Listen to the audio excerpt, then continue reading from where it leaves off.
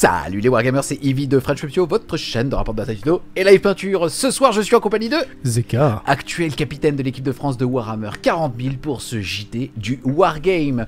Avant de commencer ce petit live qui va durer à peu près 1h30, 2h, pendant lequel on va vous présenter tout ce qu'il faut savoir sur les championnats du monde donc de Warhammer 40 000 qui se tiendront au mois d'août, là de quelques jours, la semaine prochaine, dans la ville de Malines en Belgique. Je vais avoir une pensée toute particulière pour la personne qui est régisseur de la soirée, c'est Adrien. Je vais te demander juste de venir faire un petit coucou à la caméra.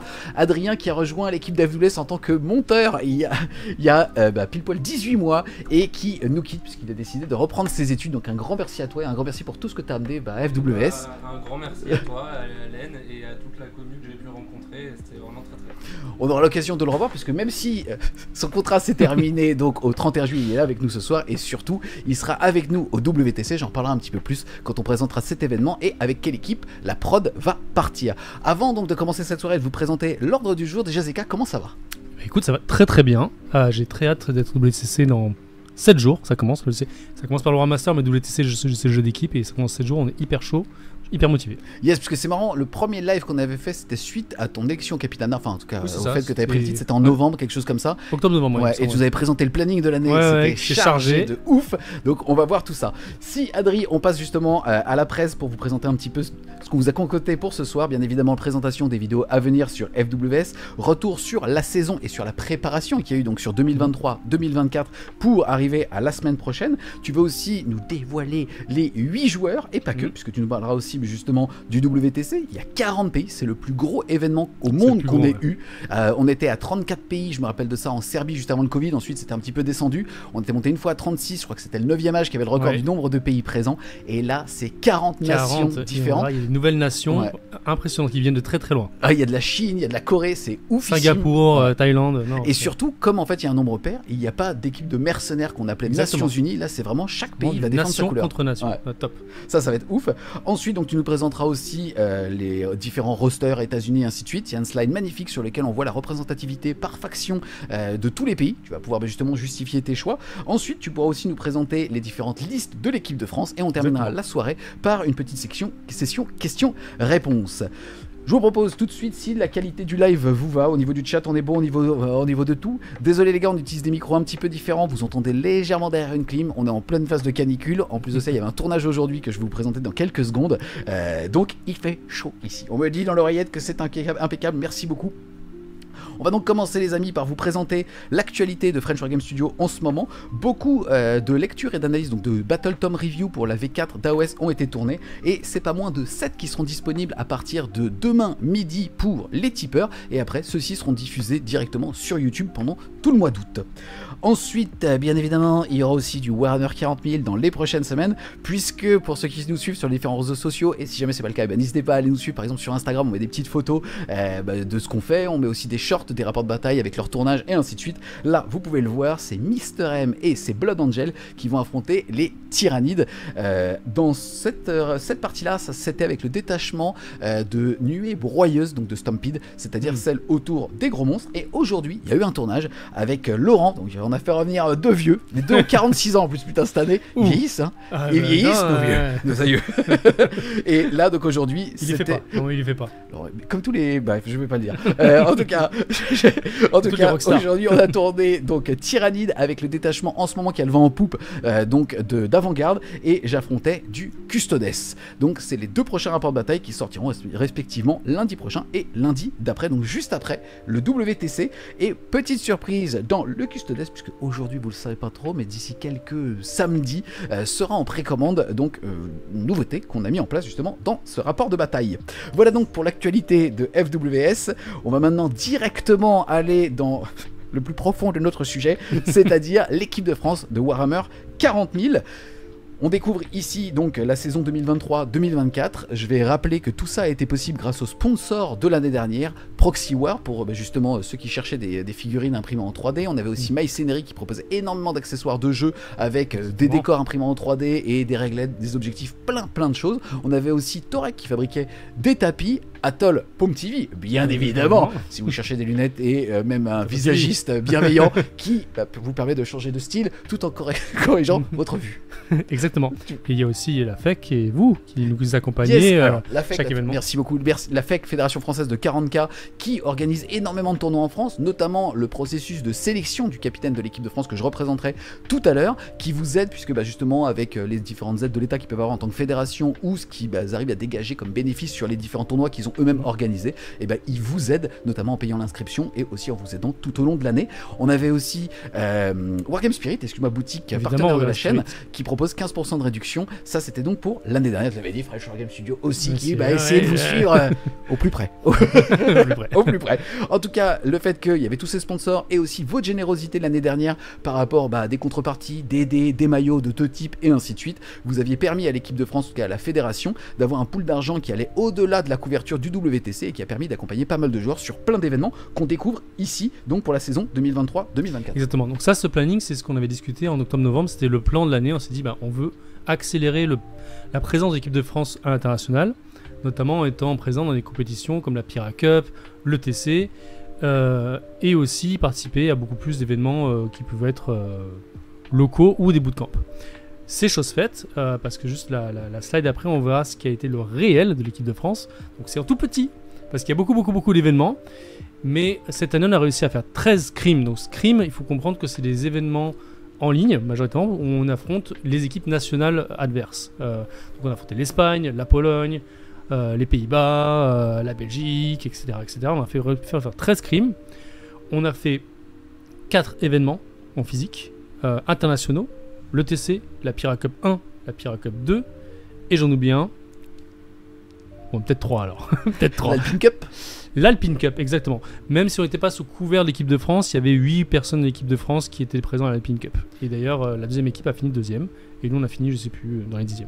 D'accord. C'est intéressant parce que tu nous parles d'énormément de choses. Clairement, tout ce qu'on va avoir en bouche aujourd'hui, au-delà de la présentation des joueurs pour qu'on collectionne les cartes Panini, c'était... C'est prévu. Qu'est-ce qui fait, par exemple, que l'année dernière, entre guillemets, on n'a pas fait la performance qu'on voulait. On en avait parlé avec Olivier, l'ancien capitaine de l'équipe de France, en nous expliquant derrière les gros pays qu'on avait réussi à battre, ceux malheureusement aussi qui nous avaient fait dégringoler du top 5.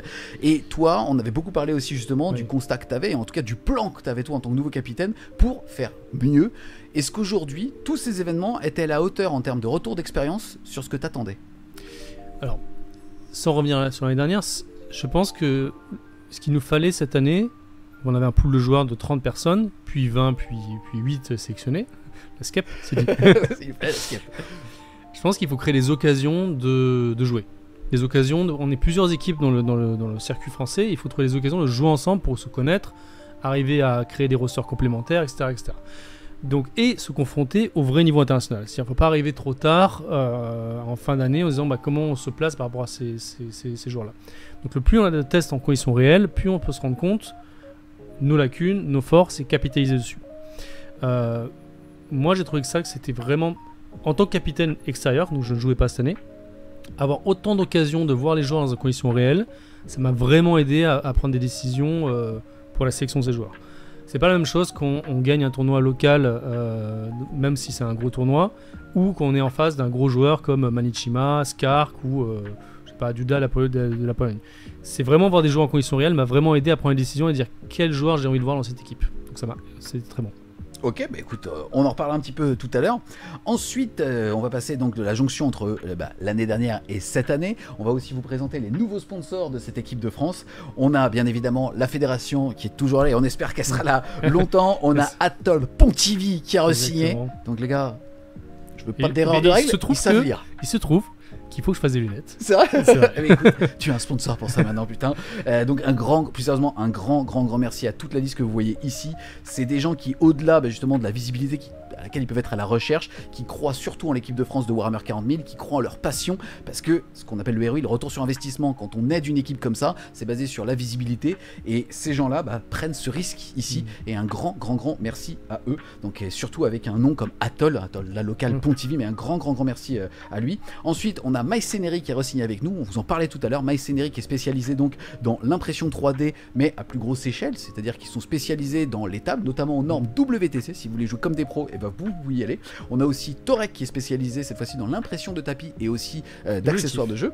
d'objectifs, mais aussi Également. de plein de choses, parce qu'en fait ils peuvent même faire de la gravure customisée si jamais vous voulez votre pseudo sur un tapis de dés ou Ça, de c'est- votre équipe et ainsi de C'est suite. classe. Ça, Ça, c'est c'est classe. classe. Moi j'ai pas perdu une game comme ça. Enfin si je les perds, mais avec classe. Tu vois, dans ma tête je les perds pas vraiment. Enfin, ensuite on a bien évidemment Wargame Spirit qui continue de suivre cette équipe de France. Boutique aussi partenaire de la chaîne. Code promo FWS, vous avez 15% de réduction. Ils vous ont aussi accueilli pour un bootcamp, donc un camp d'entraînement Exactement. il y a quelques semaines.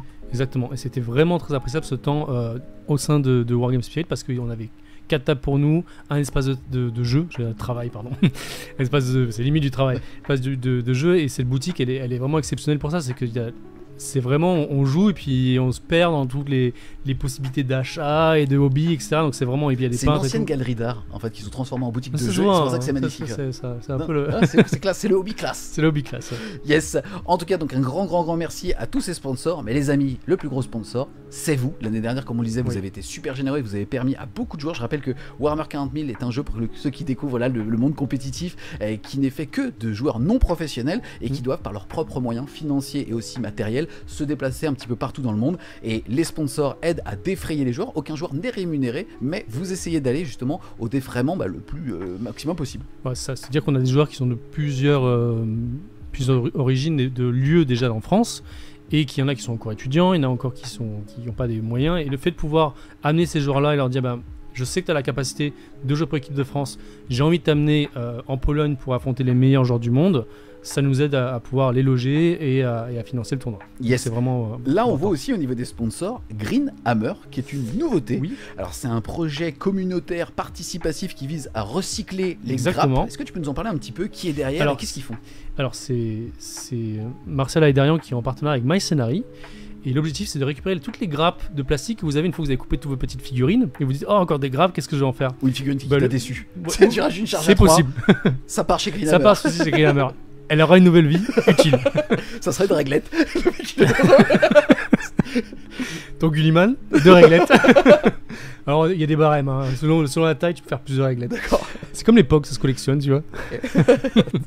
Et en fait, toutes ces grappes de figurines plastiques que vous avez ou jetées à la poubelle, vous pouvez les amener. Alors, il y a des lieux où, normalement, sur les tournois, ils peuvent récupérer. Et eux, ils recyclent ces grappes-là.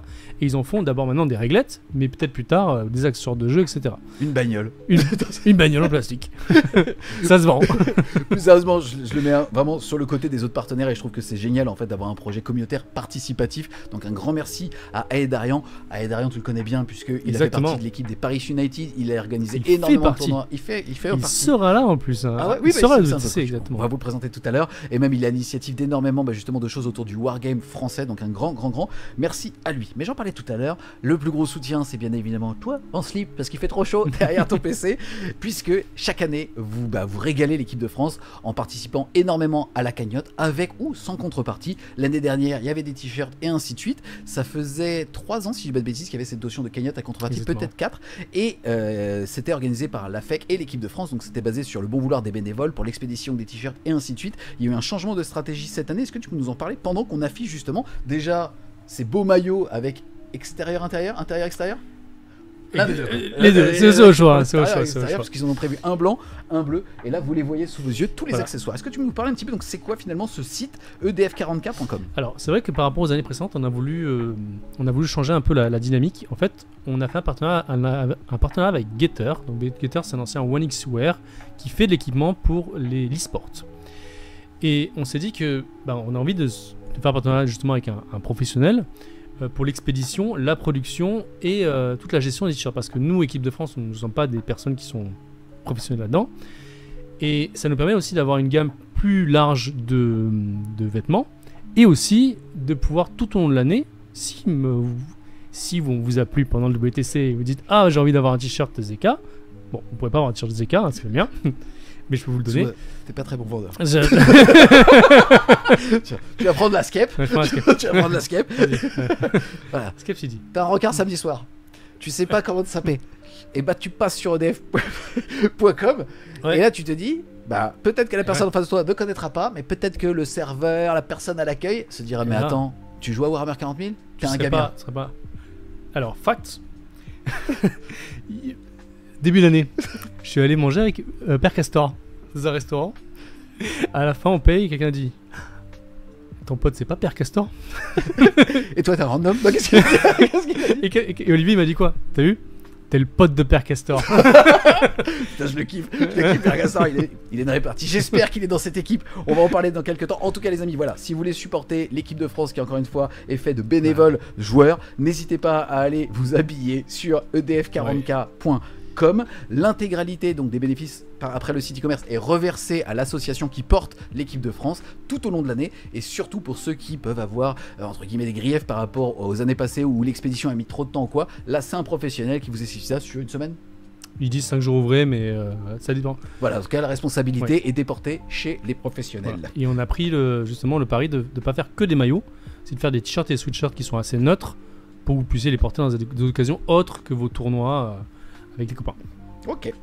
Ensuite, les amis, on va rentrer cette fois-ci dans le dur de cette présentation. Vous inquiétez pas, on fera une vraie session Q&A. Là, comme cette vidéo a aussi vocation à être remise sur YouTube, on essaie d'avoir un petit peu plus de dynamisme. On sort maintenant des sponsors et de tout le travail que vous aviez fait. Je te réinterviewerai tout à l'heure par rapport justement à ces derniers, je sais pas comment dire, 10% qui potentiellement peuvent faire passer la France des résultats qui sont habituellement en général très proches du podium, mais pas sur la première marche, oui. Ou en tout cas assez, on va dire qu'à peu près à 70% du tournoi, souvent on subit une défaite et on est plus maître de notre destin, même pour la première place, tu vois ce que je veux dire, on est plutôt justement tributaire des défaites des grosses nations. Oui. Donc on va enchaîner. On va enchaîner. Ça met les bases, merci. sur la présentation des différents joueurs. Et écoute, la slide va se lancer dans quelques secondes et tu commences par Johan. Exactement, premier joueur par alphabétique. Johan ATF4, qui est l'actuel capitaine de Name, qui va jouer Grey Knights à ce WTC. Johan, c'est quelqu'un de très polyvalent. Il a joué beaucoup de codex cette année et il nous a jamais déçus sur sa performance. Et à chaque fois qu'on l'a mis dans une situation, que ce soit en Sista, en Chaos Space Marine, il a même fait une game en Necron ou maintenant en GK, il a toujours assuré son estimé. C'est quelqu'un qui est très solide.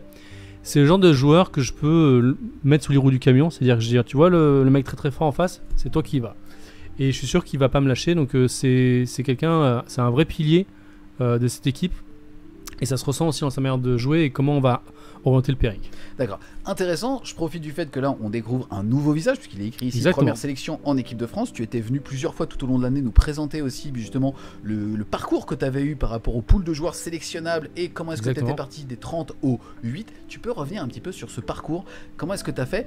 Et c'est rigolo parce que je pense que ce qui avait un petit peu choqué certaines personnes, c'est qu'on voyait des visages bien connus de la scène française qui étaient connus pour être sur une armée, qui étaient sortis justement après les cuts, parce que toi tu avais sélectionné des joueurs et pas des listes. Là en plus de ça vous avez énormément de travail, puisque je rappelle qu'il y a la dernière datasale qui est sortie, vous allez jouer avec, il y a le Nexus Paria, donc le nouveau set de scénario, vous allez aussi jouer avec. C'est des choses, vous avez eu que 1 mois pour les bosser quoi. Tout est sorti en même temps. On a eu FAQ, les nouvelles règles, les nouveaux scénarios, les nouvelles tables, on a eu les FAQ WTC, les nouvelles tables WTC, tout arrive en même temps, il fallait digérer énormément d'informations très très vite. Et pour moi, prendre des gens qui sont matures et qui ont la capacité d'avoir une grosse force de travail, c'était un critère important pour moi. C'est vrai que dans la section des 30, j'avais des critères disant qu'il faut être multicodex. C'est-à-dire, il faut pouvoir avoir la capacité de s'adapter dans un méta comme ça. Ce qui est bien maintenant dans la V10 qui est un peu plus mature, ça fait 1 an à peu près qu'elle est sortie, quasiment même 1 an pile, c'est quasiment tous les codex, à part quelques rares cas, sont jouables quand on a un bon pilote. Il y a des codex qui sont plus faciles à jouer que d'autres, mais quand tu as des codex un peu plus niches avec un bon pilote, il peut se placer dans un méta. Donc au final, l'équilibre entre j'ai besoin de quelqu'un qui joue plein de codex avec quelqu'un qui joue très bien certains codex, le choix est un peu plus ténu. Ok, là aussi on voit justement cette équipe de No-Name. Je vais vous rappeler comment est-ce qu'était fait la sélection déjà du capitaine de l'équipe de France et aussi comment fonctionne on va dire le monde compétitif en France. Vous avez 3 ligues, toutes les ligues sont organisées par la FEC. La 3e ligue se joue en 6 contre 6 et Ligue 2, Ligue 1 se joue comme les pros en 8 contre 8. Ce qui se passe... Ouais, c'est vrai. Ensuite, ce qui se passe, c'est qu'il y a donc la Ligue 1 qui se joue avec un week-end d'aller, un week-end retour, où toutes les équipes s'affrontent les unes avec les autres. Sur les 6 équipes de la Ligue 1, les 4 premières vont rester justement dans cette Ligue A. En général, dépendamment des rondes, indépendamment des ligues, le cinquième, excuse-moi, fait ce qu'on appelle un play-off, Play-off, c'est-à-dire ouais, c'est qu'il ça. est entre la Ligue 1 et la Ligue 2, et s'il les gagne, il reste en Ligue 1, et le dernier redescend en Ligue 2, et le premier de la Ligue 2 remonte en Ligue 1. Une fois que ça c'est fait, ils organisent ce qu'on appelle le Big Four, c'est-à-dire un énorme tournoi sur un week-end où les 4 premiers de la Ligue 1 vont s'affronter, ils vont tous s'affronter les uns avec les autres, et le capitaine de l'équipe qui gagne ce week-end-là est sacré sélectionneur de l'équipe de France. C'était donc ton cas avec l'équipe des Paris United. Au niveau de l'historique, ça avait été il y a 3 ans les Paris United avec le capitanat de Laurent. L'année dernière, c'était les semi-croustillants avec Olivier alias Père Castor, et cette année, c'était de nouveau les Paris United avec ton capitanat. Là, aujourd'hui, on découvre donc le premier visage de cette sélection avec Altef 4. Altef 4, il fait partie des no-name, qui fait donc partie justement des 4 équipes qui sont les meilleures de la Ligue 1, et c'est même eux qui ont gagné la Ligue 1. C'est eux qui ont gagné la Ligue 1. Je m'en souviens plus, c'était eux l'année dernière qui avaient gagné la Ligue 1, mais cette année, c'est eux qui ont gagné la Ligue 1. Ils ont fait une très belle performance. C'est des joueurs, des compétiteurs sérieux et qui sont très investis, et c'est tout à fait logique pour moi qu'ils fassent partie de l'équipe de France cette année. Ensuite, tu vas nous présenter Arnaud alias Ashord, deuxième sélection en équipe de France. Vous l'aviez vu plusieurs fois sur la chaîne avec les index review, l'index review Necron, et bien évidemment on l'avait aussi suivi au WTC, et je crois que c'était ton joueur le plus stable, le joueur le plus stable de l'équipe d'Olivier l'année dernière. En plus le joueur le plus stable, c'est le joueur qui était plus stable dans la variante haute, c'est-à-dire que dans les estimés, il arrivait toujours à aller gratter ses 2 points en jouant avec du skill, etc. Arnaud, enfin Ashord, on sait que c'est un joueur qui est Necron, mais il a une telle maîtrise de Necron et du codex qu'il va aller chercher des éléments que d'autres joueurs ne vont pas aller chercher. C'est-à-dire que quand tout le monde joue Canoptech, il va jouer plutôt Hypercrypt. Quand tout le monde joue Dectan, il va commencer à intégrer des nouvelles unités. Et en fait, c'est cette différence qui fait que c'est difficilement toujours lisible, ces listes, et qui va chercher dans des match-ups qui normalement sont égaux, des points en plus. Donc là, on parle vraiment d'un pilote. Pour moi, Ashord, c'est un pilote de son codex Necron. Et il va amener quelque chose en plus dans ce codex-là qui seront difficiles pour les adversaires. C'est un joueur très stable, c'est un joueur qui bouge beaucoup, qui est très appliqué. Et ça me paraît tout à fait logique qu'il fasse partie de cette équipe de France cette année. Ok, bah écoute, top. Ensuite, on découvre pour une première sélection Clément alias Le Bulbe, qui lui aussi fait partie des no-name, exactement comme Altef 4, et qui est un joueur Death Guard et CK, donc Chaos Knight. Exactement. Le Bulbe était un joueur FTL historiquement. C'est quelqu'un que ça fait depuis 2018 qu'il est sur la scène aussi, donc on le connaît assez. Cette année, là où la dernière où on n'était pas sûr si on l'intégrait ou pas, mais cette année il a vraiment fait une très grosse performance dès le Big Four. C'est un joueur qui peut jouer beaucoup de codex, notamment ceux qui sont moins utilisés comme Genkult, Orc, et qui arrivent à être très performant très vite. Il a une grosse capacité de travail, il a une très bonne vision du méta, il bosse beaucoup. C'est un peu le même profil, c'est pas tout à fait le même profil qu'Altef4 et Ashord, parce qu'il aime bien parfaire un peu, il aime bien aller regarder toutes les tables, il se dit voilà, si je suis en dev, comment je dois passer, comment je dois faire chacun ses séquencements, et pour moi il a le niveau international pour aller contre des grosses équipes. Ok, bah écoute, l'avenir nous le dira. Donc Ensuite, là on voit un visage bien connu aussi bien justement de la scène compétitive française et aussi d'FWS avec Olivier alias Père Castor, capitaine de l'équipe semi-croustillante, ancien capitaine de l'équipe de France. Il va faire ici sa 3e sélection dans l'équipe nationale, et on voit que le codex qu'il va représenter, c'est le Space Marine chapitre Black Templar, et en plus détachement. Black Templar, je lis qu'un peu, mais c'est pour les fans, quoi. C'est pour les fans des Black Templar. C'est un mec dans l'âme. Je crois que l'année dernière, il était en Black Templar aussi. C'est possible. Oui, avec les Bras Noirs, il était en Black Templar aussi. Olivier, je ne présente plus. Olivier, la force du Space Marine dans le méta, c'est qu'il est très adaptable. C'est-à-dire que quand on a un roster, on peut toujours prendre un Space Marine, faire un rôle très particulier. Là où on va souvent s'engouffrer dans des choses qui paraissent très linéaires et directes, on a un BA ou un Deathwatch comme l'année dernière, lui il va dire moi j'ai pas envie, je vais prendre le truc compliqué, et en fait souvent ça fait la différence dans un roster parce qu'on ne peut pas train tout ces choses là. Donc on a fait au lieu de faire un BA comme un peu tout le monde, on verra plus tard qu'il y a beaucoup de BA, Olivier s'est dit moi j'ai envie de voir le BT, et il a fait un test avec certaines unités, il a dit elle est pas mal cette unité, au lieu d'en mettre 3 j'en mettre 5. Et en fait c'est vrai que ce que j'aime bien c'est le côté, il a un très bon côté macro, très bon côté analyse, et puis il va chercher des listes qui sont un peu hors méta, et c'est une vraie force en fait dans le haut niveau compétitif, d'avoir des listes qui sont pas lisibles. C'est vraiment une force. Yes, il est aussi reconnu à l'international. Il y avait une proposition d'Art of War. Là, c'est rigolo. Art of War, d'ailleurs, a analysé sa liste. Donc, je pense que vous allez être très attendu. En tout cas, lui, il va être très attendu sur cette partie-là. C'est ce qu'on appelle un dicteur méta au niveau des Space Marines, puisque l'année dernière, il y allait en SM avec un chapitre différent de la majorité de ce qui était joué, et l'année d'avant aussi. Aussi, oui. Pour le coup, pour la vidéo d'Art of War, il y a 3 personnes de l'équipe de France qui ont été citées. Ashord, on va venir avec une personne qui est plus tard dans la liste, et Percassin. On n'est pas peu fiers, hein. Je te cache pas qu'on n'est pas peu fiers d'être cités par les Américains. Ça, je veux dire, je te cache pas. On a des sociétés en France qui sont observées. Le fleuron de la nation. Bien sûr. Yes, excuse-moi, on enchaîne ensuite avec Nicolas, alias Petit Nico. Vous l'aviez découvert au dernier championnat du monde de 40K. Vous l'aviez aussi découvert parce qu'il avait eu la gentillesse de faire l'index review de l'Astra Militarum à la sortie de la 10e édition de Warhammer 40 000. Il va vivre ici sa 2e sélection en équipe de France avec le codex Astra Militarum. Et il est aussi joueur de ton équipe, c'est-à-dire les Paris United. Exactement. Comment présenter Petit Nico ? Petit Nico, c'est quelqu'un qui... Il est, je sais pas... qui peut tout absorber. Avec un flegme... un peu un flegme... Tu lui mets contre n'importe quel adversaire, même le plus chiant, il s'en fiche. Il va dérouler, il est très micro, et surtout il joue un codex Astra Militarum, qu'il soit fort ou qu'il soit pas fort, il le joue, et il va démontrer que ça tient la route. Là où la majorité des codex des autres nations ont délaissé, lui il s'est dit non, moi je pense que ça marche. Il a même adapté son codex pour que ça aille chercher des trucs particuliers.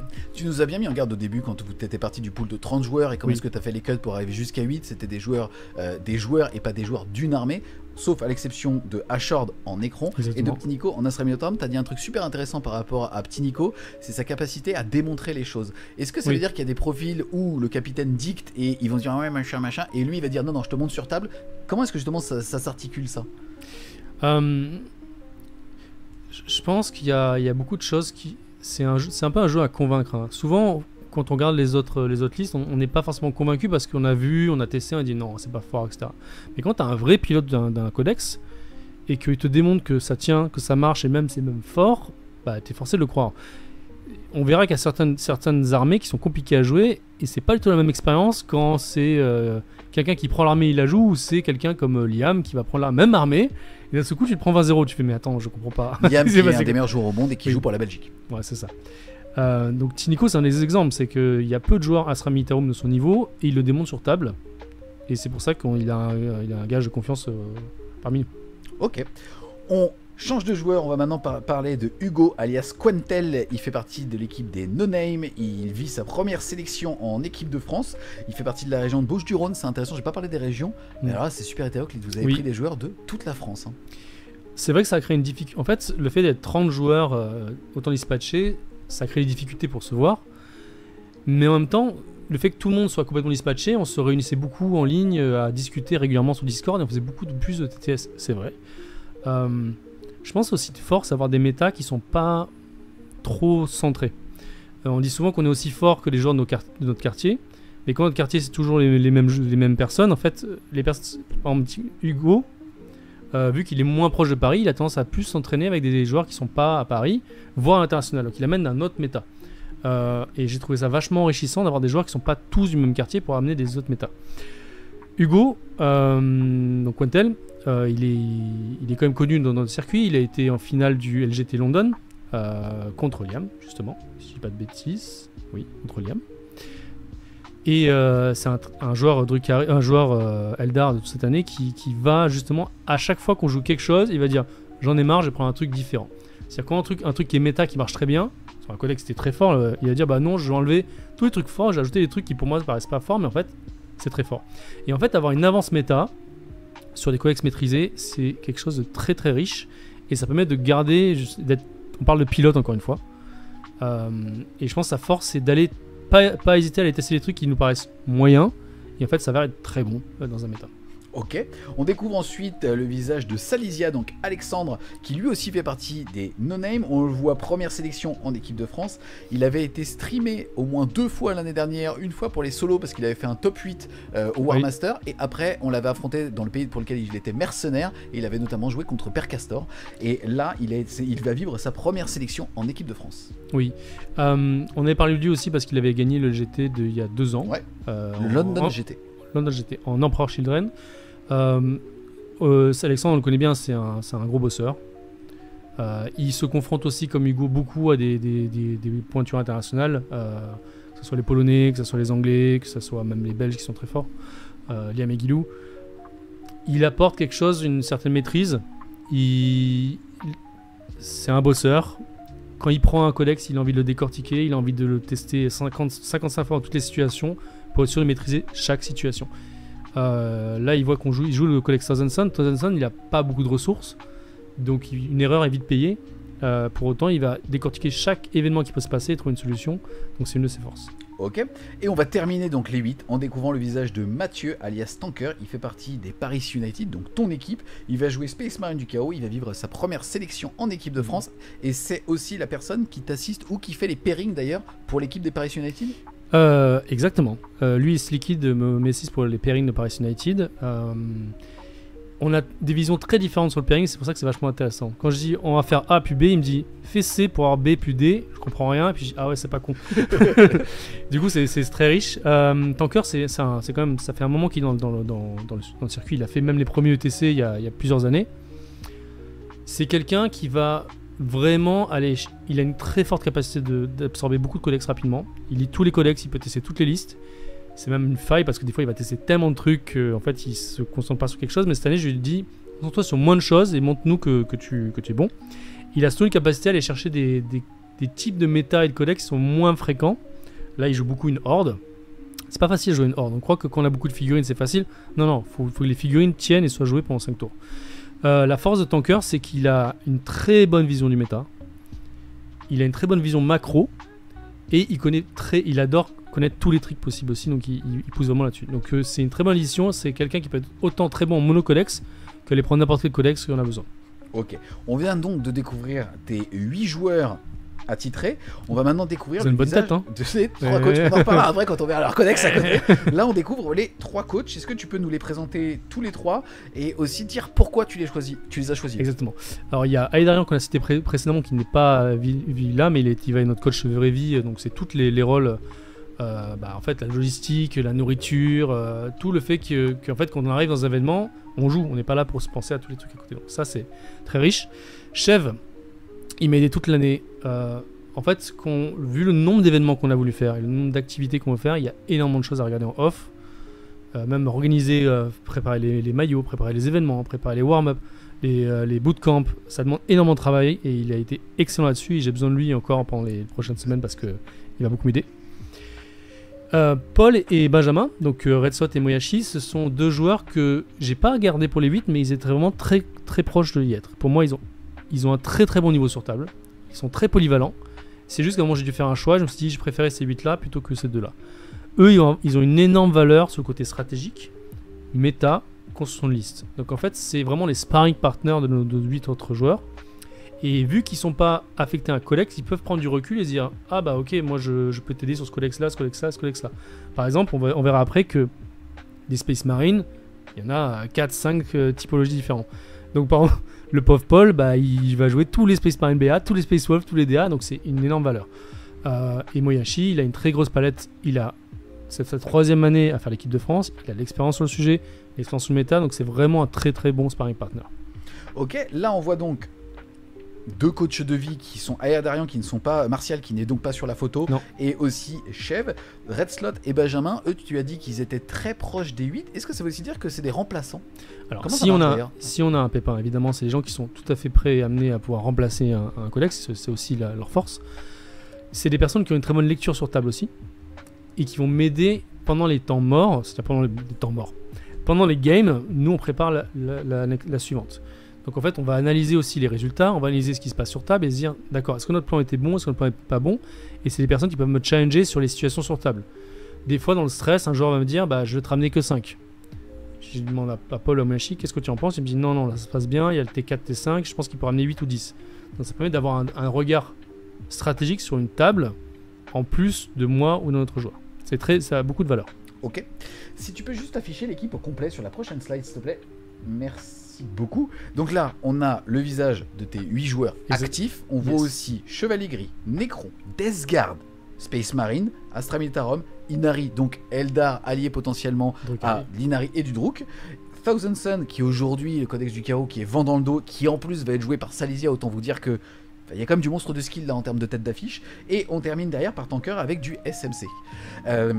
Question, là tu as quand même beaucoup de joueurs qui vont vivre leur première sélection en équipe de France. Je vois par exemple Petit Nico qui va vivre lui sa deuxième, mais qui paraît plus jeune. Comment est-ce que tu as géré ça au sein de ton équipe entre, on va dire, les vieux baroudeurs type Père Castor et les nouveaux et après j'ai plein d'autres questions sur notamment l'ego, le caractère, comment est-ce que tout ça a pris?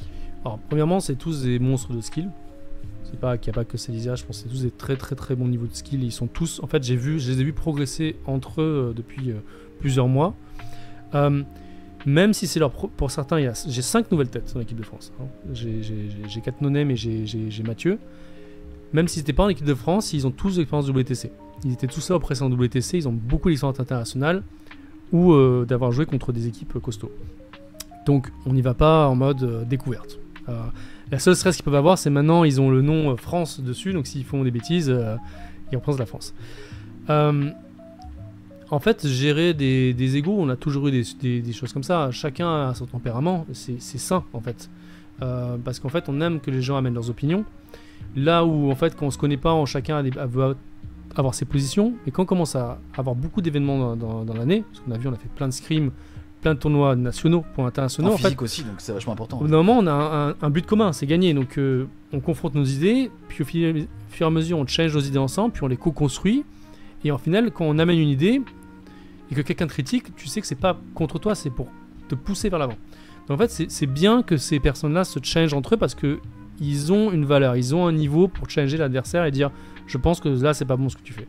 C'est intéressant, déjà parce qu'on voit qu'ils viennent pour beaucoup de 3 équipes différentes. Il y a donc 5 nouveaux joueurs qui vivent leur première sélection.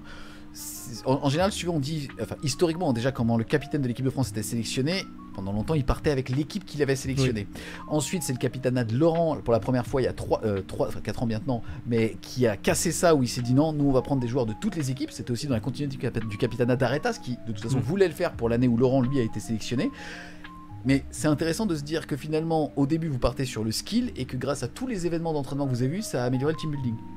Oui, effectivement, ça fait quand même 3 ans qu'on se côtoie et puis naturellement, c'est vrai qu'on a un contexte où on est en compétition permanente. C'est-à-dire que tant qu'on est en mode de ligue, on est en compétition. Individuelle, enfin par équipe. Par équipe, c'est ça. Mais le fait de créer des événements où tu dis, bah, si j'ai envie d'être sélectionné équipe de France où je performe, si je veux performer, j'ai besoin que mes coéquipiers performent. Donc en fait, il faut qu'on s'entraide. Donc le fait de casser les silos et se dire, bah en fait, on a plein d'événements où on doit être participants ensemble. Ça permet de créer un lien d'amitié. Et puis finalement, là où tu penses que la personne est peut-être un petit peu braquée ou désagréable ou à ses positions, en fait, au final, c'est juste son tempérament et puis tu arrives à le vanner avec. Donc voilà. Ok. On va en reparler tout à l'heure. Là, en tout cas, on vient de voir ta sélection pour l'équipe de France. On va maintenant passer à la présentation du WTC. WTC veut dire World Team Championship. Historiquement, ça s'appelait l'ETC pour European Team Championship et c'était multi-jeux. Suite au Covid, il y a eu une session avec une reprise il y a maintenant 2 éditions, donc là ça, on va vivre la 3e dans la ville de Malines en Belgique. On va voir où ça sera l'année prochaine puisqu'ils ont signé là en tout cas pour 3 ans ici. Il faut savoir donc que c'est systématiquement divisé en 2 parties. La partie solo qui historiquement c'était un petit peu les championnats du monde individuels. Oui. Là ça s'appelle le War Master puisque maintenant que Game Workshop a repris les rênes du championnat du monde en solo en novembre dans la ville de Atlanta. Le War Master a un petit peu moins d'intérêt, en tout cas c'est aussi pour ça, je vous l'annonce, que celui-ci ne sera pas couvert en live par FWS. On va vraiment se focaliser sur les championnats du monde en équipe, puisque maintenant qu'il y a Atlanta et qu'on va à Atlanta, ça fait beaucoup plus de sens de se focaliser et de suivre notre équipe nationale. En tout cas, il faut savoir que le War Master commencera le mardi 6 et se terminera le jeudi midi 8, que le jeu en équipe commencera le jeudi après-midi à 17h. Donc on peut tout de suite prendre rendez-vous, les gars, sortez vos agendas. La semaine prochaine, jeudi prochain, c'est télétravail. Oh quel putain, j'espère que ce sera là, putain. Donc voilà, le WTC, pas pour la partie solo, mais pour la partie équipe, commencera donc le jeudi 8 août à 17h. Et on en parlait en début de live. Si on passe sur la slide suivante, on voit qu'il y a énormément de pays, 40 nations différentes. C'est la première fois qu'on entend de nations. C'est dingue. Et je rappelle que pour qu'une nation soit présente, c'est donc 8 joueurs et que vous devez avoir au minimum 4 joueurs de la nationalité du pays qu'ils représentent. Donc il y a certains pays qui ont eu un petit peu d'aide de mercenaires, notamment du mercenariat français, mais pour la plupart, c'est une grosse majorité de locaux de ces nations-là. On voit aussi en anglais le mot pod qui représente les poules. Qu'est-ce que tu peux nous dire justement sur les différentes poules, celles qu'il va falloir observer, peut-être comment est-ce qu'elles ont été faites, parce qu'il y a aussi une notion de leader qui sont divisés dans chacune des poules, et aussi qu'est-ce que tu penses de la poule française? Alors il y a une notion de seed, effectivement, qu'on appelle seed 1, seed 2, seed 3 et seed 4, qui ont été bâtis par rapport au score de l'équipe à fur et à mesure des années. Donc nous, l'équipe de France, on est en seed 1, donc dans notre poule à nous, on est nous seed 1, et on a seed 2, qui est la Finlande, seed 3, si tu ne bêtise, c'est le c'est les pays, c'est Wales, Pays de Galles, et seed 4, c'est le Portugal. À noter cette année, avant d'entrer dans la pod, c'est qu'on a beaucoup de nouvelles équipes qui arrivent en seed 4, notamment des équipes internationales. Le Japon n'a pas vu venir. On a la Chine, la Corée du Sud, et on a une équipe qui s'appelle Singapour-Thaïlande. Donc quand même les Asiatiques qui arrivent au WTC, donc c'est la dernière année on peut gagner. Ouais, c'est foutu. Et ça avait été la surprise à Atlanta de voir autant de nations différentes présentes justement en championnat du monde en solo, et cette envie de Game Workshop d'aller drainer ces pays-là en leur disant il y a du jeu organisé, venez à l'international. Exactement. Donc oui, c'est très exaltant de voir toutes ces nouvelles équipes qui rejoignent le WTC, et aussi là on avait beaucoup de mercenariats dans les années précédentes, on commence vraiment à avoir un changement où il y a une fierté de chaque équipe d'amener des personnes de leur pays. Par exemple, la Belgique était un mix l'année dernière, cette année c'est complètement Belgique. Je crois que le Portugal c'est pareil, etc., etc. Donc c'est vraiment, vraiment top. On a vraiment hâte de retrouver ces équipes-là. Yes. Quels sont les pays favoris cette année par rapport justement à cette liste-là? À part la France. À part la France, bien sûr. La France est favorite, puisque... Alors, tu n'es pas vantard, tu n'en as pas parlé assez tout à l'heure, mais vous avez fait quand même à l'international sur tous vos camps d'entraînement et sur tous les tournois qu'il y a eu, vous avez fait beaucoup de victoires contre des grosses nations aussi. Exactement, c'est vrai que tous nos scrims on a fait 13, on en a gagné 12 et on a fait une égalité de... Non, on a gagné 11, on a perdu 1 contre l'Angleterre, on a fait une égalité contre la Suède. Donc je rappelle, quand il parle de seed, les scrims, ce sont tout simplement en fait des parties sur Tabletop Simulator, qui est un simulateur de Warhammer 40 000 à distance, donc puisque c'est digital. C'est ça. Dans le tournoi international, on a fait 2e à la Pirate Cup de février, juste derrière les États-Unis. On a annulé les États-Unis d'ailleurs, il me semble. Et on a gagné les 2 Polognes. On a fait 5 ou 6e à l'ETC, celui qui se passait en même temps que le French Wargame Day. Au French Wargame Day, on avait plusieurs joueurs d'ailleurs. Sur le top 10, on avait 7 Français. Et la Pirate Cup récemment, on a fait premier. Au-dessus de toutes les autres nations, donc on est très content de cette performance. Est-ce que le fait d'avoir fait des belles performances fait que vous avez été observé par le monde entier et que ça confirme votre place justement en favori, en seed 1? Alors, je sais pas si on est favori, je pense qu'on est encore des outsiders. Je pense qu'on est des outsiders beaucoup plus préparés. C'est-à-dire que maintenant, les gens commencent à nous connaître individuellement pour nos performances individuelles à l'international, et ils commencent à dire... En fait, la France, on n'est plus middleboard, on commence à vraiment aller gratiner les gens costauds. Ouais. D'accord, mais donc là finalement, les pays qui vont être observés, j'imagine historiquement l'Angleterre, la nation du Wargame, évidemment. Les États-Unis d'Amérique, c'est important. Les États-Unis d'Amérique. L'Allemagne qui est aussi bien remontée. On avait l'Australie, là t'en as pas parlé par exemple. C'est pas mal l'Australie, c'est vrai. Ils ont perdu 2 gros joueurs pour différentes raisons, mais qui étaient quand même des grosses têtes de série, quoi. Ils ont été très très solides il y a 2 ans. L'année dernière, ils étaient un peu moins. Je pense qu'ils sont quand même très solides. C'est des gros joueurs, mais c'est des joueurs, il faut faire attention parce qu'ils jouent pas que, ils jouent aussi sur le man game. Beaucoup, les manières d'y jouer dessus. Je sais pas si c'est comme un seed, hein. C'est très très sérieux. Pour moi, les États-Unis sont évidemment très préparés. Ils ont un méta qui est différent du nôtre.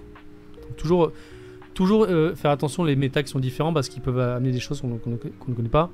L'Angleterre, on est très gros joueurs, dont Manishima qui est encore l'actuel champion du monde en solo. L'Allemagne, ils sont pas très jeux d'équipe, mais ils font énormément de solo et ils ont des très gros joueurs aussi. Donc ça nous, on sait pas trop comment se positionner par rapport à l'Allemagne. On les a affrontés une fois, on a perdu, mais on aimerait voir comment ça se passe là. Après, il y a de très grosses nations comme l'Italie, l'Espagne, etc. Mais je pense que nous, ce qu'on vise, c'est vraiment arriver à battre États-Unis, Angleterre, Pologne, Allemagne. C'est vraiment les équipes qu'on a en ligne de mire. On se dit, c'est ça qu'on va affronter. D'accord. En tout cas, c'était, si je ne dis pas de bêtises, le 15 du mois dernier, le tirage au sort justement de Exactement. ces différentes poules. Qu'est-ce que tu as toi pensé quand tu vois que dans notre poule, on avait Pays de Galles, Finlande, Portugal? Alors, il y a deux facteurs. Je vais juste expliquer un Vas-y. petit peu aussi comment ça va se passer. On vous a préparé un planning un petit peu plus détaillé et aussi on parlera de ton organisation à ce moment-là sur comment est-ce que tu prépares les match-ups en avance et ainsi de suite. Là, le fait est quand même que donc, ça va commencer le jeudi à 17h. En gros, ce qui va se passer, c'est que jeudi, une game, vendredi, 2 games. Oui. Et à l'issue des 3 premières parties qui ne vont se jouer que dans la poule 9, en tout cas pour la France, il y a l'explosion des poules. Et là, on est sur un principe de ronde suisse. Exactement.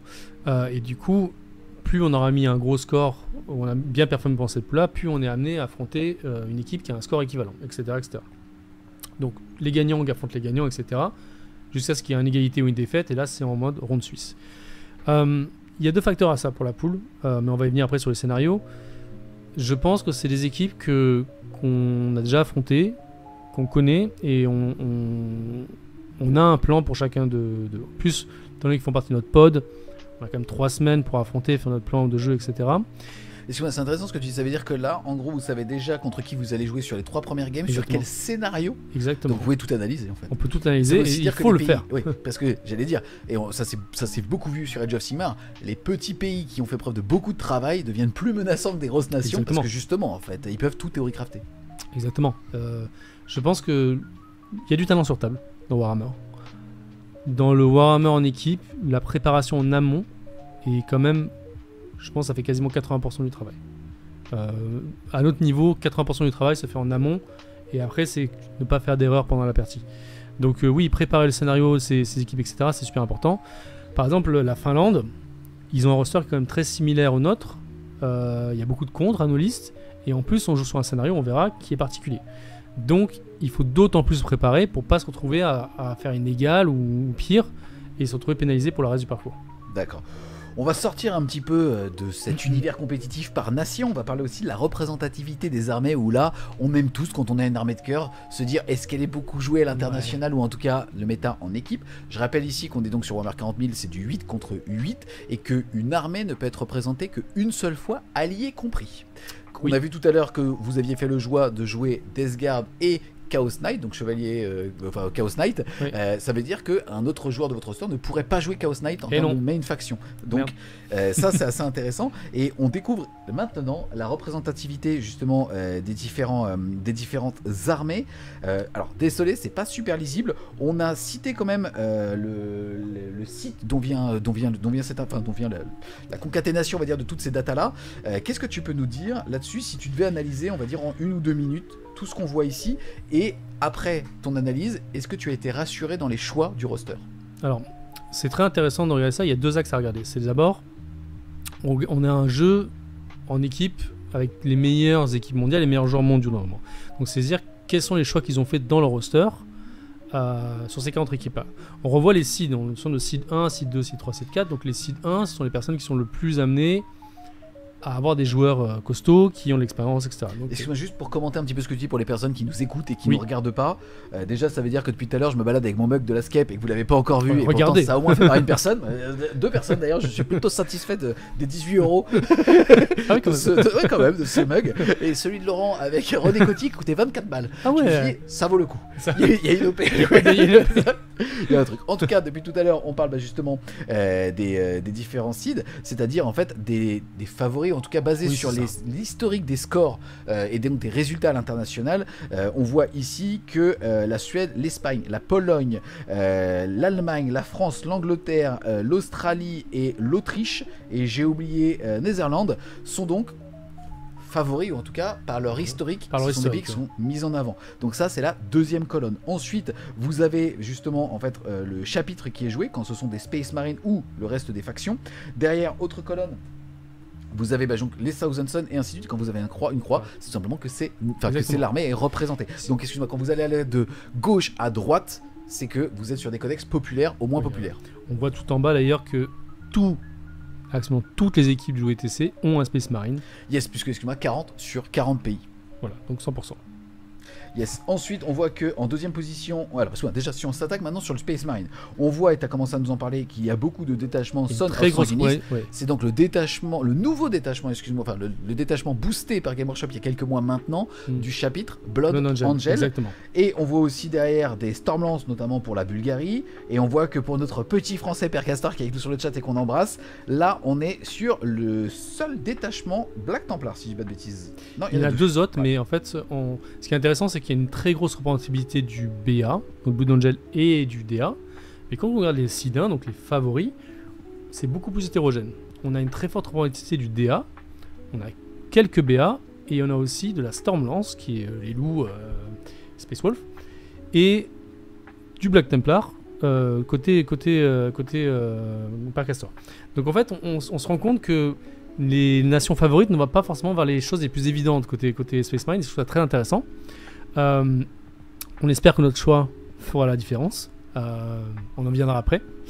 Mais oui, en fait, c'est des orientations de collègues différentes. Dès qu'ils sont plus qui vont être défensives, plus agressives, plus sur le corps à corps, plus sur attaquer les autres armées de corps à corps, plus les armées de tir.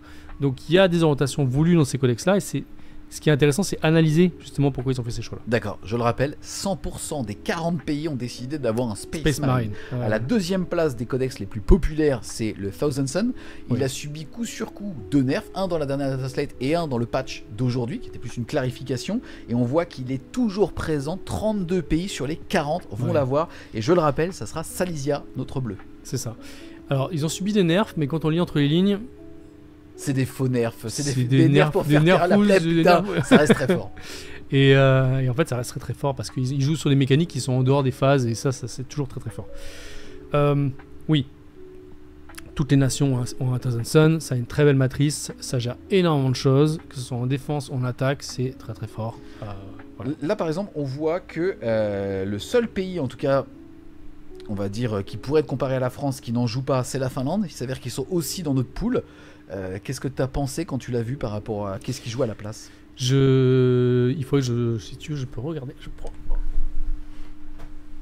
Ils avaient fait un choix particulier, la Finlande. Après, il faut quand même un pilote. C'est-à-dire, c'est pas parce qu'un collecte c'est fort que c'est auto-inclus. La Finlande, ils nous jouent à la place. Ils ont un orc. Ils ont un orc qui est un peu différent du méta, parce qu'ils ont joué un orc et un Drukhari. Ils ont aussi un DG, mais par exemple, ils disent l'orc. Excuse-moi, c'est un truc de fou. Là, je vois ce qu'on appelle une matrice d'appareillement, c'est-à-dire un fichier Excel avec des colonnes par armée et par pays, sur lesquels en fait ils ont mis des couleurs dépendamment des scénarios pour savoir comment est-ce qu'ils souhaitaient se positionner. Ça bronze. Et encore, t'as pas vu les macros?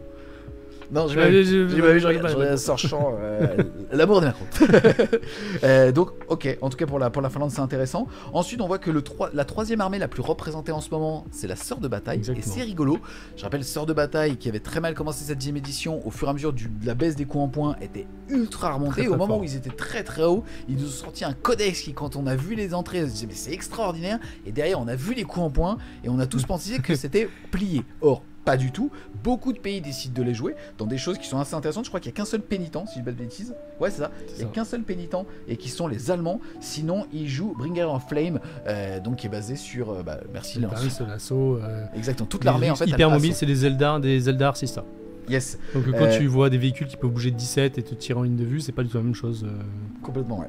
Intéressant. Là, on voit donc que c'est le troisième codex qui est représenté dans 29 pays sur les 40. Et on voit d'ailleurs que dans le top 10 du tableau, les seuls à ne pas en jouer, c'est la France. Pourquoi ce choix? La touche française. On en parle dans 2 semaines. On en parle dans 2 semaines. Alors on a beaucoup débattu jusqu'au bootcamp qu'on a fait ensemble. Tanker, on a 2 joueurs Sista, on a Tanker et Alt F4, et c'est vrai que la Sista était très forte avant, et on l'a rejoint après. En fait, contre notre roster à nous, on n'a pas été convaincu. C'est bien, mais on s'est dit, ça fait pas la différence qu'on attend.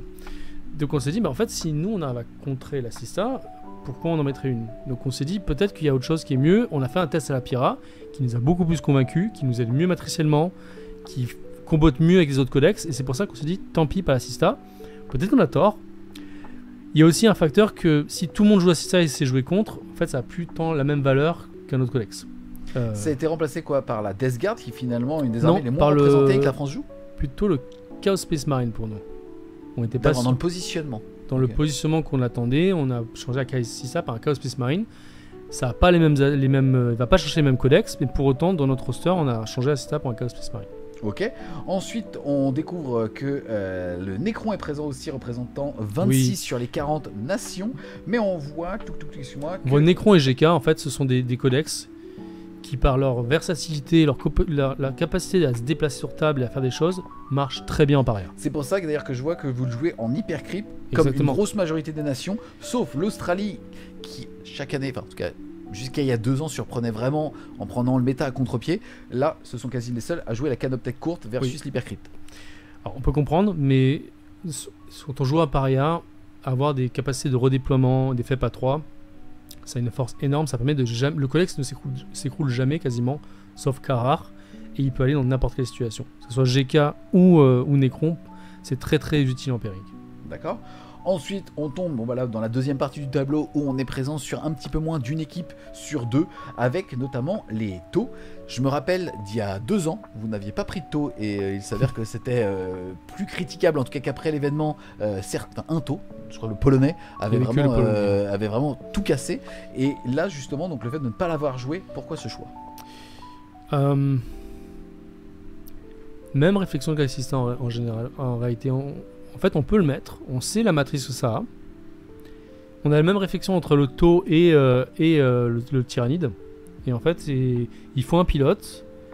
Mais même quand tu le pilotes, ça va pas faire des étincelles outre mesure.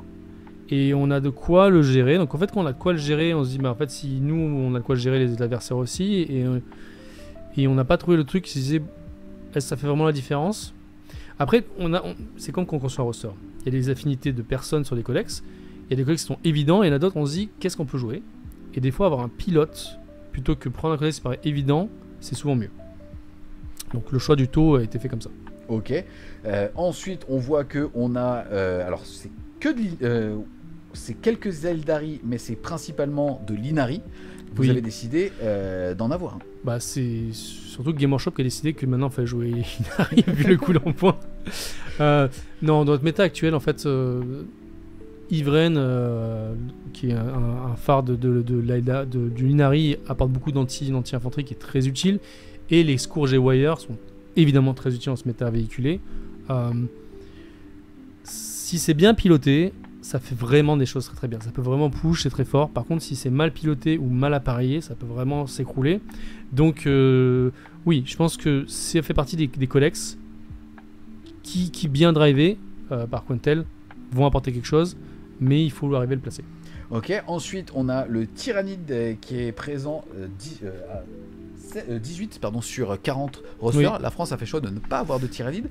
Aujourd'hui, c'est quoi le positionnement du Tyrannide? Parce que là, pour le coup, on voit de tout. On voit du Synaptic Nexus, on voit beaucoup de Vanguard, parce que ça, c'est vraiment ce qui est en train, on va dire, de monter là, suite à la méta. Je vois deux Crusher Stampede. Oui, j'ai vu ça, intéressant. Ouais. Parce que juste pour expliquer un petit peu, donc c'est le détachement qui est orienté autour des monstres. Vous avez un bonus de +1 pour toucher quand vous êtes blessé, comme les anciennes Sista. Et surtout, maintenant, vous avez la capacité de passer à travers les murs avec des gros châssis pour un PC. Ouais, exactement. Je pense que Crusher Stampede, on l'a pas trop vu parce que sur les tables WTC, peut-être une différence, les tables aux États-Unis sont différentes des tables WTC. Les patrons de table et le positionnement des décors, c'est pas pareil. En général, on passe de 8 à 12 décors. Enfin, on oscille entre 8 et 12 décors au WTC. Et donc, nous, on a vraiment une culture d'avoir plus de messus pour move block des choses et empêcher que quelqu'un qui a beaucoup de grosses unités puisse faire ce qu'il veut. Donc, après, on a Vanguard ou Invasion, c'est ça? Ouais. La force opérationnelle. Oui, Vanguard a une capacité d'impact forte, mais une matrice plus difficile à placer. Donc, on est plus en mode attaque. Invasion a une capacité d'absorber beaucoup de choses. Donc c'est une très bonne def, c'est une très bonne all-rounder. Pourquoi on l'a pas pris? Parce qu'on n'avait pas de pilote à ce moment-là pour le prendre et on avait des alternatives qui nous convainquaient plus. Ok. Ensuite, on a juste derrière le Space Marine du Chaos où on aura justement la France. Oui, alors il y a plusieurs moutures de ça. Hein. Parce que le Space Marine est sorti, il a dit oh, c'est super fort les règles, etc. Ça a été nerfé. On a des nations comme la Pologne qui prennent, mais après c'est un peu un joueur qui a genre joué le tir, ils prennent que des tirs de tank. Nous, on a opté pour la masse, avec les Accursed. On se rend compte que les Accursed en soi sont forts, mais les Accursed avec le bon détachement et les bons tricks deviennent extrêmement forts et très difficiles à maîtriser. Donc c'est quelque chose qu'on a voulu prendre en complément de la liste Black Templar, on verra après. c'est qu'on joue sur le même type de gameplay et qui peuvent attaquer doublement quelqu'un qui arrive. Quelqu'un ne va pas gérer l'un, peut pas gérer les deux. J'explique un petit peu comment est-ce que ça marche. En gros, les deux capitaines positionnent chacun une liste. En réaction, ils en mettent deux en face et chaque capitaine choisit parmi les deux qu'on a placés en face de lui laquelle il allait prendre. Celle qui n'est pas prise sera remise plus tard sur la table. Et donc, le fait, quand tu mets deux listes en défense, l'autre ne peut rien faire. En fait, il est obligé de choisir justement le moins mauvais des deux. C'est ça. Donc, il y avait des stratégies de dire est-ce qu'on met deux attaques où peu importe ce qu'il fait, il perd. Est-ce qu'il y en a une où il fait un truc moyen où il perd beaucoup, et c'est comment il veut piloter son pairing, parce qu'à un moment il va devoir prendre des matchs défavorables et des matchs favorables, etc. Ok, ensuite on voit League of Votan présente sur 14 des 40 rosters. Ils ont fait du yo-yo. En fait, c'est un peu l'équivalent des... League of Votan a une force, c'est qu'il peut très bien gérer des véhicules, mais avec les Terminators, il peut très bien gérer les masses aussi. C'est un peu un positionnement comme le taux, c'est-à-dire que sur sa table avec le bon pairing, il va pas s'écrouler, mais il a un peu plus de faiblesse que le taux à mon avis. Donc, par contre, c'est facile à prendre en main. Donc c'est quelqu'un qui n'a pas beaucoup d'expérience, peut prendre un Votan et arriver à faire former honorablement. Ok. Ensuite, on passe donc à l'Astra Militarum, où là, c'est seulement une nation sur 4 qui a décidé d'en avoir, et la France en fait partie. Ouais. Pourquoi alors?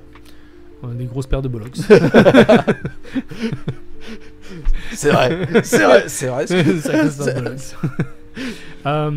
L'Astra Militarum a été vraiment très haut, et mais ils jouaient beaucoup sur une armée de tanks Orlos.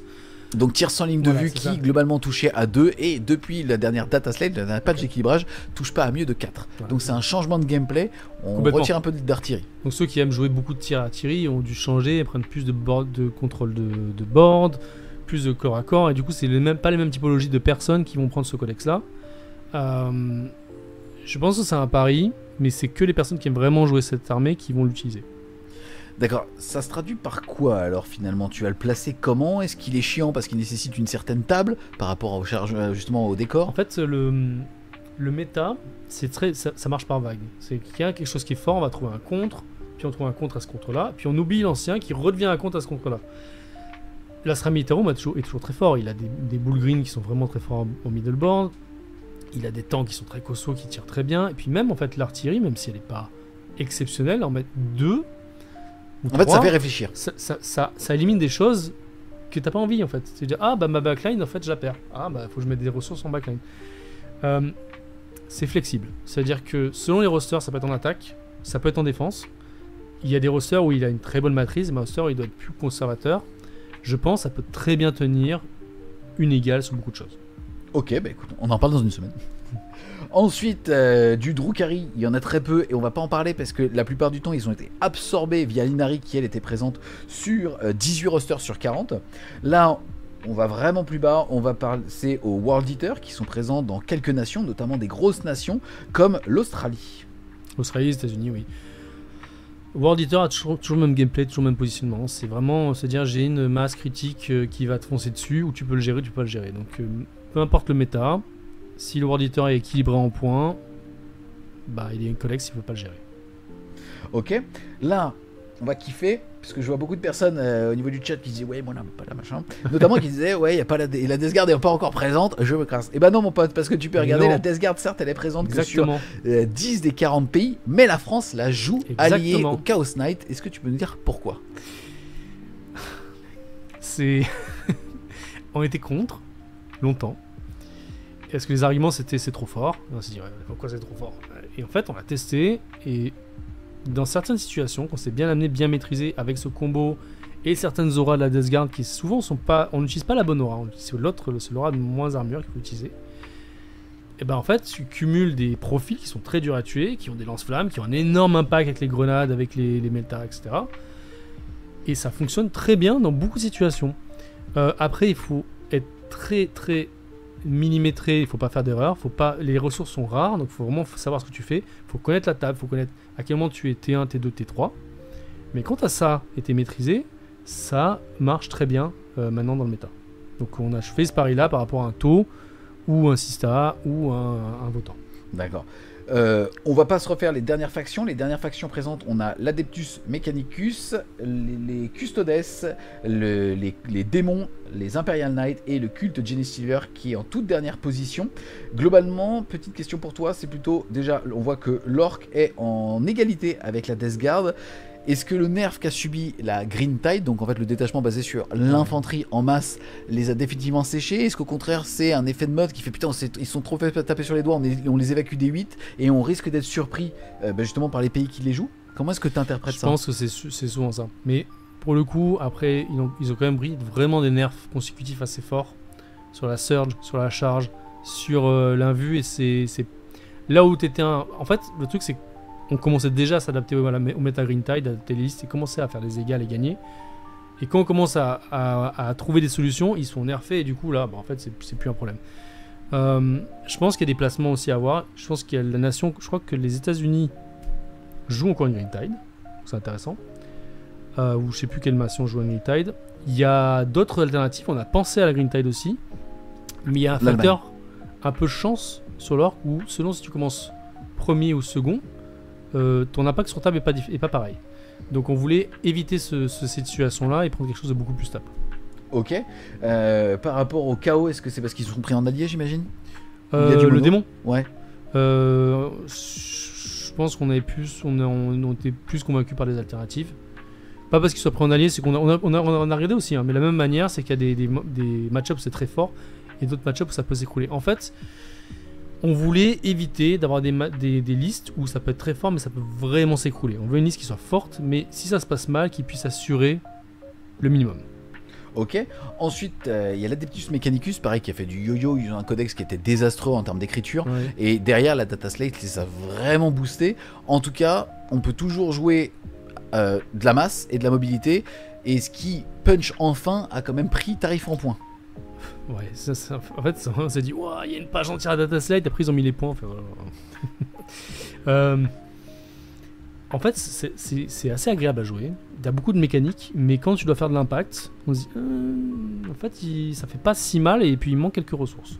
Donc il y a toutes les mécaniques qu'il faut, mais je pense qu'en retravaillant les points, on va peut-être plus le reconsidérer. Évidemment, je pense que ça t'a inquiété quand t'as vu la Pologne qui les jouait? Est-ce que t'as douté, par exemple? Pologne, grosse nation du wargame? Je pense qu'il y a un positionnement, pas forcément le même qu'on attend. Je pense que il faut savoir jouer le truc d'une certaine manière pour faire quelque chose. Je suis curieux d'être surpris. Mais jusqu'à présent, on a quand même beaucoup testé là de mec. Hein. On n'a pas trouvé le truc qui nous disait c'est incroyable. Ok. Donc voilà pour la représentativité des différentes armées. On va maintenant partir, excuse-moi, donc sur l'événement en lui-même, notamment votre première journée. Je rappelle que ça commencera le jeudi 8 à 17h. On a découvert tout à l'heure la poule de l'équipe de France. Est-ce que tu peux nous en parler donc de cette première journée? Alors, la première journée, on a une journée plutôt courte parce qu'on fait une partie en fin de journée, c'est contre le Portugal. On les affronte sur, si j'ai pas de bêtises... j'ai un bug, je n'arrive pas à afficher. C'est moi, j'ai remarqué un truc, je suis pas sûr que ce soit vrai. Est-ce que tu peux nous dire qui on affronte, s'il te plaît? Portugal. Donc la slide noire que tu as sur le côté? Ouais. Et c'est quoi? Il y a Sista, Do, Non, au-dessus, le scénario, s'il te plaît. Ah, le scénario, D'accord, Supply Drop. Donc Supply Drop, c'est quand même un scénario particulier où il y a des objectifs primaires qui s'en vont, donc ça impacte vraiment le primaire. Je pense qu'on a... Je dis beaucoup je pense, mais parce que je ne veux pas arriver avec des certitudes, mais on a eu le temps de train notre roster contre leur. On a une stratégie. Supply Drop est très particulier parce qu'il faut faire des bons appariements et essayer de trouver certaines armées de CAC contre le close pour s'assurer la fin de partie. Excuse-moi, je commente un petit peu ce que les gens voient s'ils ne le regardent pas. C'est un roster qui intègre des sorts de bataille, t'en as parlé tout à l'heure, du taux, t'en as parlé tout à l'heure et c'était pas un codex qui était très populaire. La Death Guard, pas populaire, mais il est aussi présent dans le roster français, donc ils le connaissent et ils savent pourquoi vous l'avez mis. Ensuite, on a l'Aeldari, on en a parlé tout à l'heure. Eux, ils ont fait le choix de faciliter, de jouer le Space Marine à la mode effort avec du Blood Angel, de l'Orc, t'en as aussi parlé tout à l'heure, du TS et du Necron avec des choix un petit peu plus standards. Donc clairement, en tout cas, on a l'Orc, la Death Guard, le taux, moins la Sista parce qu'elle est troisième justement de la représentativité des armées, mais t'as quand même 3 armées peu présentes. C'est vrai, mais en plus ils ont fait des choix intrinsèquement dans leurs armées qui sont différentes. C'est-à-dire que nous on a un Eldar qui est un peu plus dans le corps à corps, eux ils ont pris un Eldar qui est un anti-char. Des armées avec des tanks chez nous, on en a une. Donc forcément, ça oriente beaucoup plus sur notre roster. On joue un Hypercrypt qui est très stable dans toutes les situations, et il joue un Canoptech courte pour le Necron. Donc ça oriente. Ils ont pris des choix forts, mais pour autant, nous, ça nous impacte moins. Donc là où on aurait quelque chose qui pourrait être négatif ou inégal, on va peut-être être plus positif. Donc on va essayer de forcer justement certaines lignes qui sont bien, d'aller vraiment aller prendre les points où on peut. Ok. Hop là. Ensuite, on tombe contre l'Écosse le vendredi matin. Pays de Galles. Pays de Galles, excuse-moi. Pays de Galles. Là, c'est différent parce qu'on a deux choses. On a un nouveau scénario qui s'appelle Lichpin et on a un nouveau développement qui s'appelle Tipping Point. Si vous avez vu comme de quelle manière c'est fait, c'est qu'avant on avait toujours des lignes comme ça, ou des carrés, mais là on a un truc qui est en escalier. Il y a une stratégie de table très importante à avoir parce que dans certains cas où c'est extrêmement favorable aux armées de CAC, où les armées de CAC ne vont jamais dépasser le middleboard et vont se faire éclater. Donc il y a un choix d'ordre à mettre nos défenses pour prendre les bonnes tables, pour s'assurer que les bons appareillements CAC contre tir contre tir ou CAC contre 4 soient faits. C'est vraiment l'enjeu de ce roster-là. Après, au niveau des armées, ils ont des choses qui sont assez récurrents, à ceci près qu'ils ont un Vanguard, Tyrannide, et un Votan, et ils ont un Orc, Billy Boys. Ils ont quand même un BA et un TS et un GK qui sont très solides. Notre stratégie, ça reste quand même d'avoir un bon séquencement de nos défenses et nos attaques pour aller chercher l'étape qui nous intéresse et le match-up qui nous intéresse. Il y a certaines des listes, on va essayer de corner. On appelle un truc, c'est où on flip, où on pin. C'est-à-dire qu'en fait, quand on envoie deux attaques sur une défense, où il prend un truc où il fait une égale, où il perd, où il a deux cas où il ne peut que perdre. Donc on va essayer de forcer le pairing pour qu'à un moment, quelqu'un soit obligé d'accepter une défaite. Et c'est souvent cette défaite-là qui permet d'avoir la victoire sur la route. Ok, ensuite vendredi après-midi, ça sera la dernière partie pour clôturer les matchs de poule avec la Finlande qui joue en termes d'exotisme un Orc, un Tau, un Modo Drukhari et un Death Guard, mais pour le coup comme quasi tous les adversaires que vous aurez rencontrés à l'exception de l'Écosse. Exactement. Encore scénario particulier, là on est encore sur le tipping point, donc on escalier, mais purge faux, c'est-à-dire que le primaire se fait sur la capacité à tuer les unités en face. Yes, je le rappelle, au début de ta phase de commandement, à partir du round 2, tu marques 4 points si tu as un objectif 4 si tu en as déjà plus que l'adversaire à ta phase de commandement. Tu marques 4 points si tu as détruit une unité et à la fin du round, tu marques 4 points si tu en as détruit plus que ton adversaire. Donc les différences de liste et le séquencement de qui commence a un fort impact sur le score. Donc ça, il y aura un peu de variance, il faudra faire très attention à comment on fait nos appareillements. C'est-à-dire que quand on prend ça en compte, si tu dis, mais en fait, je sais pas, un BT contre un DG, ça fait ce score-là, sur ce scénario, c'est pas du tout la même chose. Donc ça, c'est très important à prendre en compte. Évidemment, ils ont pris des choix qui sont le Tau, l'Orc et le Drukhari un peu différents du nôtre. Je pense qu'on a des solutions aussi pour gérer ça. Il faut qu'on fasse vraiment attention à vraiment notre pairing pour pas se mettre dans des situations où on prend du risque. Voilà. Ok. On vient donc de découvrir entre guillemets le plan et comment vous allez vous préparer à ces matchs qui sont déjà prévus puisque vous avez le scénario et complètement le roster adverse. C'est assez intéressant. Là, on va découvrir ensemble donc le planning de cet événement. On vous a mis ici que la partie en équipe et pas la partie en solo. Le solo commence le mardi et finit le jeudi et 2 heures après, vous êtes... Alors c'est plus dur parce que t'as 6 matchs de solo. Si tu fais partie du pool du top 8. Il peut y avoir un Shadowrun s'il y a les égalités. Donc tu as encore un match le mercredi soir. Donc 7 matchs. Et le lendemain, le jeudi matin, tu as encore 2 matchs. Donc quelqu'un qui peut se faire 9 matchs et puis après faire le WTC. Donc j'espère que ce ne sera pas le cas de nos coéquipiers. Hein. je sais qu'ils ont les capacités dans le top 8. J'espère qu'ils vont pas cumuler trop de fatigue. D'accord, voilà. C'est intéressant. Déjà, je veux remercier Nicolas Tasson, alias Spoon, champion du monde de Edge of Sigmar, qui vient de nous raid, puisqu'il a une chaîne Twitch. J'en parlerai dans les prochaines vidéos de la chaîne.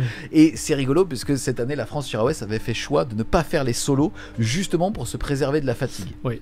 Vous, alors, c'est quoi ce choix de potentiellement enchaîner 11 games 9, potentiellement 11, avant les Worlds?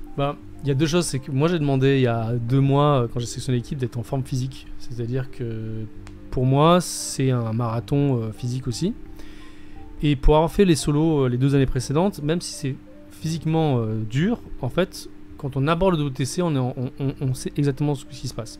On n'est pas en train de réfléchir à mes figurines, ma réglette, le scénario. On a tout prêt et c'est une formalité. C'est-à-dire qu'il y a une sorte de rythme qui s'installe au bout de la 3e journée où on est dedans.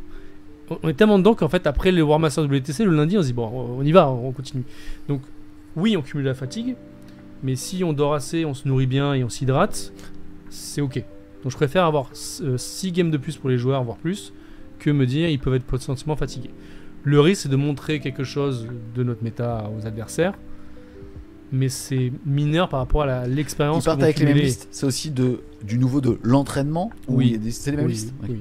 Stratégiquement, certains joueurs ou pays en fait donnent comme ordre à leurs joueurs de ne pas utiliser les listes de tournois en équipe pour ne pas montrer trop de choses. D'autres justement s'en servent pour s'entraîner. Voilà, c'est une stratégie. Ouais, mais c'est beaucoup un sujet sur l'intelligence compétitive et avoir des lectures, etc. Je pense que ça remplace jamais l'expérience qu'a un joueur à jouer que de regarder ce qui se passe. On arrive à lire des choses, mais en fait, être précurseur, tester, jouer, ça a plus de valeur que copier. Et puis même, je dirais, Gabriel Chinel disait prenez mes idées, j'en aurai d'autres, tu vois. C'est valable aussi pour l'expérience au jeu. Yes, et aujourd'hui, avec de toute façon le fait que les listes soient publiques et que certains gros profils aient été entre guillemets fliqués, Art of War a analysé 3 listes sur les 8 françaises quand même, hein, pour montrer à quel point elles pouvaient soit être exotiques, soit il fallait suivre certains profils. Donc c'est assez intéressant. On a fait le tour donc de la présentation de cet événement, on va retourner dans l'équipe de France, mais cette fois-ci tu vas nous présenter les listes de façon assez high level, en commençant par notre joueur Chevalier Gris. Vas-y, je te laisse dérouler. Je pense que la liste part d'elle-même, donc on est encore sur le détachement index. En fait, ça fait un moment qu'il joue GK, il était sur le modèle qu'on appelle des portes bébés. Oui, des Dread Knight ils ont été nerfés récemment, mais il a quand même voulu en garder 3. Néanmoins, la force qu'il a prise, c'est qu'il a voulu réintégrer les Terminators dans sa liste. Il a trouvé que dans Paria, c'était utile d'avoir une présence avec de l'OC et de la résistance pour prendre les objectifs. Je rappelle, excuse-moi, hein, donc dans sa liste, il joue 3 porte-bébés, ce sont les Nemesis Dread Knight, ce sont des véhicules qui sont portés par des petits mecs derrière, globalement qui font une bonne saturation, ils touchent mieux maintenant au tir. Derrière, il joue 3x5 strike qui sont les Space Marines de base et qui notamment sont ce qu'on appelle sticky objectifs, c'est-à-dire qu'il peut prendre un objectif, c'est un GK en plus de ça, donc il les prend à la phase de commandement et à la fin du tour potentiellement il peut se barrer. Et donc en fait en gros en fin de partie, notamment sur Nexus Paria, c'est un vrai prix. C'est une liste qui propose énormément de géométrie. Je suis moi-même surpris du fait que finalement vous la jouez en faux MSU avec 3x5, mais surtout un gros pâté de 10 Terminators. Les Terminators Chevalier Gris, c'est des Terminators qui ont 3 dossés, donc c'est un plus que la plupart du reste du monde, et qui en plus de ça, vous pouvez faire revenir un Terminator mort à votre phase de commandement. Donc c'est ça de la valeur. C'est exactement. Stratégiquement pour l'OC, pour repop sur un objectif. Rendez-vous compte, il vous reste un Terminator en vie ou 2 Terminators en vie, vous êtes de base au C3, vous le faites repop, vous passez au C6, vous reprenez les objectifs à une grosse partie des unités du jeu. Exactement. Derrière, il joue, des sources d'attrition parce que c'est aussi important avec 2 Librarians qui font donc quelques blessures mortelles. Et il joue Kaldor Drago qui pourra justement jouer dans un des 2 packs de Terminator pour avoir une charge à 7 une fois par partie. Bah t'as tout dit, hein. Oui, mais d'accord. Oui. Le GK a plein de façons d'être joué parce qu'aujourd'hui c'est une armée qui bouge beaucoup, qui propose beaucoup de géométrie. Ce choix de GK, vous allez chasser des choses. Tu peux nous en dire un petit peu plus? Je vais pas trop t'en dire plus parce que je pense que après on veut pas dévoiler non plus quelle est la stratégie GK. Je dis c'est comme le Necron, s'il a une énorme flexibilité sur quoi on peut l'envoyer. C'est-à-dire qu'il va pouvoir attaquer certains sujets, il pourra pouvoir perdre contre d'autres, mais il peut vraiment être envoyé dans toutes sortes de situations. Et ça cette force-là. Et le fait d'ajouter les Terminators, c'est là où ça pouvait être un peu juste, mais en fait ça enfonce certains match-ups que des personnes ne peuvent pas du tout gérer. Donc il est extrêmement polyvalent. Il a l'ADN GK, mais il a le petit plus de d'OC qui nous permet d'assurer le primaire qui est vraiment important dans Paria. Ok. Ensuite, on voit Ashard qu'on connaît bien, hein, avec justement son armée Necron et son hypercrypte surtout. Oui, il a apporté quelques nuances. Alors Ashard, c'est l'une des rares personnes qui aime bien rajouter, je dirais, 20% de sa liste en dehors des clous. Il a un monolithe, parce qu'en hypercrypte c'est extrêmement fort, et il a aussi des Lich Guard qui permettent des tricks. Alors je me souviens plus exactement le tricks, mais tu peux TP le monolithe, débarquer les Lich Guard aussi, et quand même charger. Donc en fait, ça paraît bête, mais c'est très très très difficile à anticiper. Et il peut avoir un impact très fort à des endroits où tu le vois pas venir. Et sortir Lich Guard, c'est pas du tout simple. Il a aussi ajouté des Heavy Locust Destroyer qui ont un énorme volume de tir, force 6. Force 6 qui étrangement marche très bien contre l'Endurance 3, qui est très présent avec les Sista, les Drukhari et les Eldar. Je pense qu'il a une liste qui, sur papier, a l'air on a du mal à comprendre qu'est-ce qui impacte, ce qui impacte pas, qu'est-ce qui va venir, etc. Pour autant, il a des situations pour beaucoup de choses. Il a aussi ce qu'on appelle du shaft, c'est-à-dire des unités à peu de valeur, comme les Deathmark, les Flayed One ou les Immortals, qu'il peut utiliser pour faire des actions ou juste impacter, mettre de l'OC, etc. Donc, même esprit que GK, mais avec beaucoup plus, lui, il va chercher encore plus de MSU et des profils différents. Mais la hypermobilité de l'hypercrit permet qu'il veut toujours mettre la bonne ressource au bon endroit. Et ça, c'est énormément de valeur. Ok, on enchaîne ensuite avec le Bulbe, notre joueur Deathguard pour sa première sélection d'équipe de France, on l'a vu tout à l'heure. Là, il joue une liste avec étonnamment beaucoup de véhicules, notamment des plaques drones et des plaques burst scolaires. C'est un des rares chez nous qui joue autant de véhicules, oui. Ouais. Mais les profils en soi sont... Les Maintenant, profils le des ratio véhicules DG coup en point, sont des bons. drones, des plaques burst scolaires, même s'ils ont pris en coup en point les plaques burst scolaires, ça reste quand même des super châssis. Ça reste très, très chiant à sortir pour n'importe quelle armée, en fait. On se dit, oh, je vais sortir un plaque burst ou un drone, vas-y. Oui, mais tous, en fait... Le nombre de ressources que tu mets à chaque fois pour sortir un véhicule, tu perds au ratio. C'est-à-dire que tu vas devoir mettre plus de points que le coût du véhicule pour le sortir, donc tu les perds après. En fait, au niveau du trade, cette armée est très bonne. Parce que tu vas toujours mal trade contre. Donc, in fine, à la fin, c'est lui qui aura les figurines et qui pourra finir la C'est partie. intéressant, c'est la première fois qu'on découvre une liste aussi polarisée châssis. Est-ce que la France joue plutôt en tactique ou en fixe? Je le rappelle, quand vous commencez une partie, vous pouvez décider de jouer en tactique. Vous avez donc la main sur 18 cartes de jeu et vous allez en avoir 2 actives sur vos 5 rounds. Vous allez donc en voir 10. Et au début de chacun de vos tours, vous pouvez, si vous le souhaitez, pour un point de commandement, le défausser. Donc vous pouvez aller jusqu'à 15 des 18 cartes. Justement. Je peux pas te dire si c'est vraiment... si on a un côté tactique ou fixe, il y a beaucoup de match-up ou de scénarios qui forcent quelque chose. On a une appétence à jouer tactique parce qu'on aime bien avoir les flexibilités de jeu et puis on joue beaucoup. Au final, vu qu'on a des armées qui prennent bien la table, la majorité d'entre elles ou qui sont agressives, ça nous offre des options de jeu pour le tactique que l'adversaire n'a pas. Il faut aussi pas être obsédé par vouloir faire tous les objectifs tactiques dès qu'on les sort. Des fois, en faire juste 2 tiers, ça suffit pour gagner la partie. La liste est polarisée, mais parce qu'en fait, le ratio coût-point de ces figurines est très bon.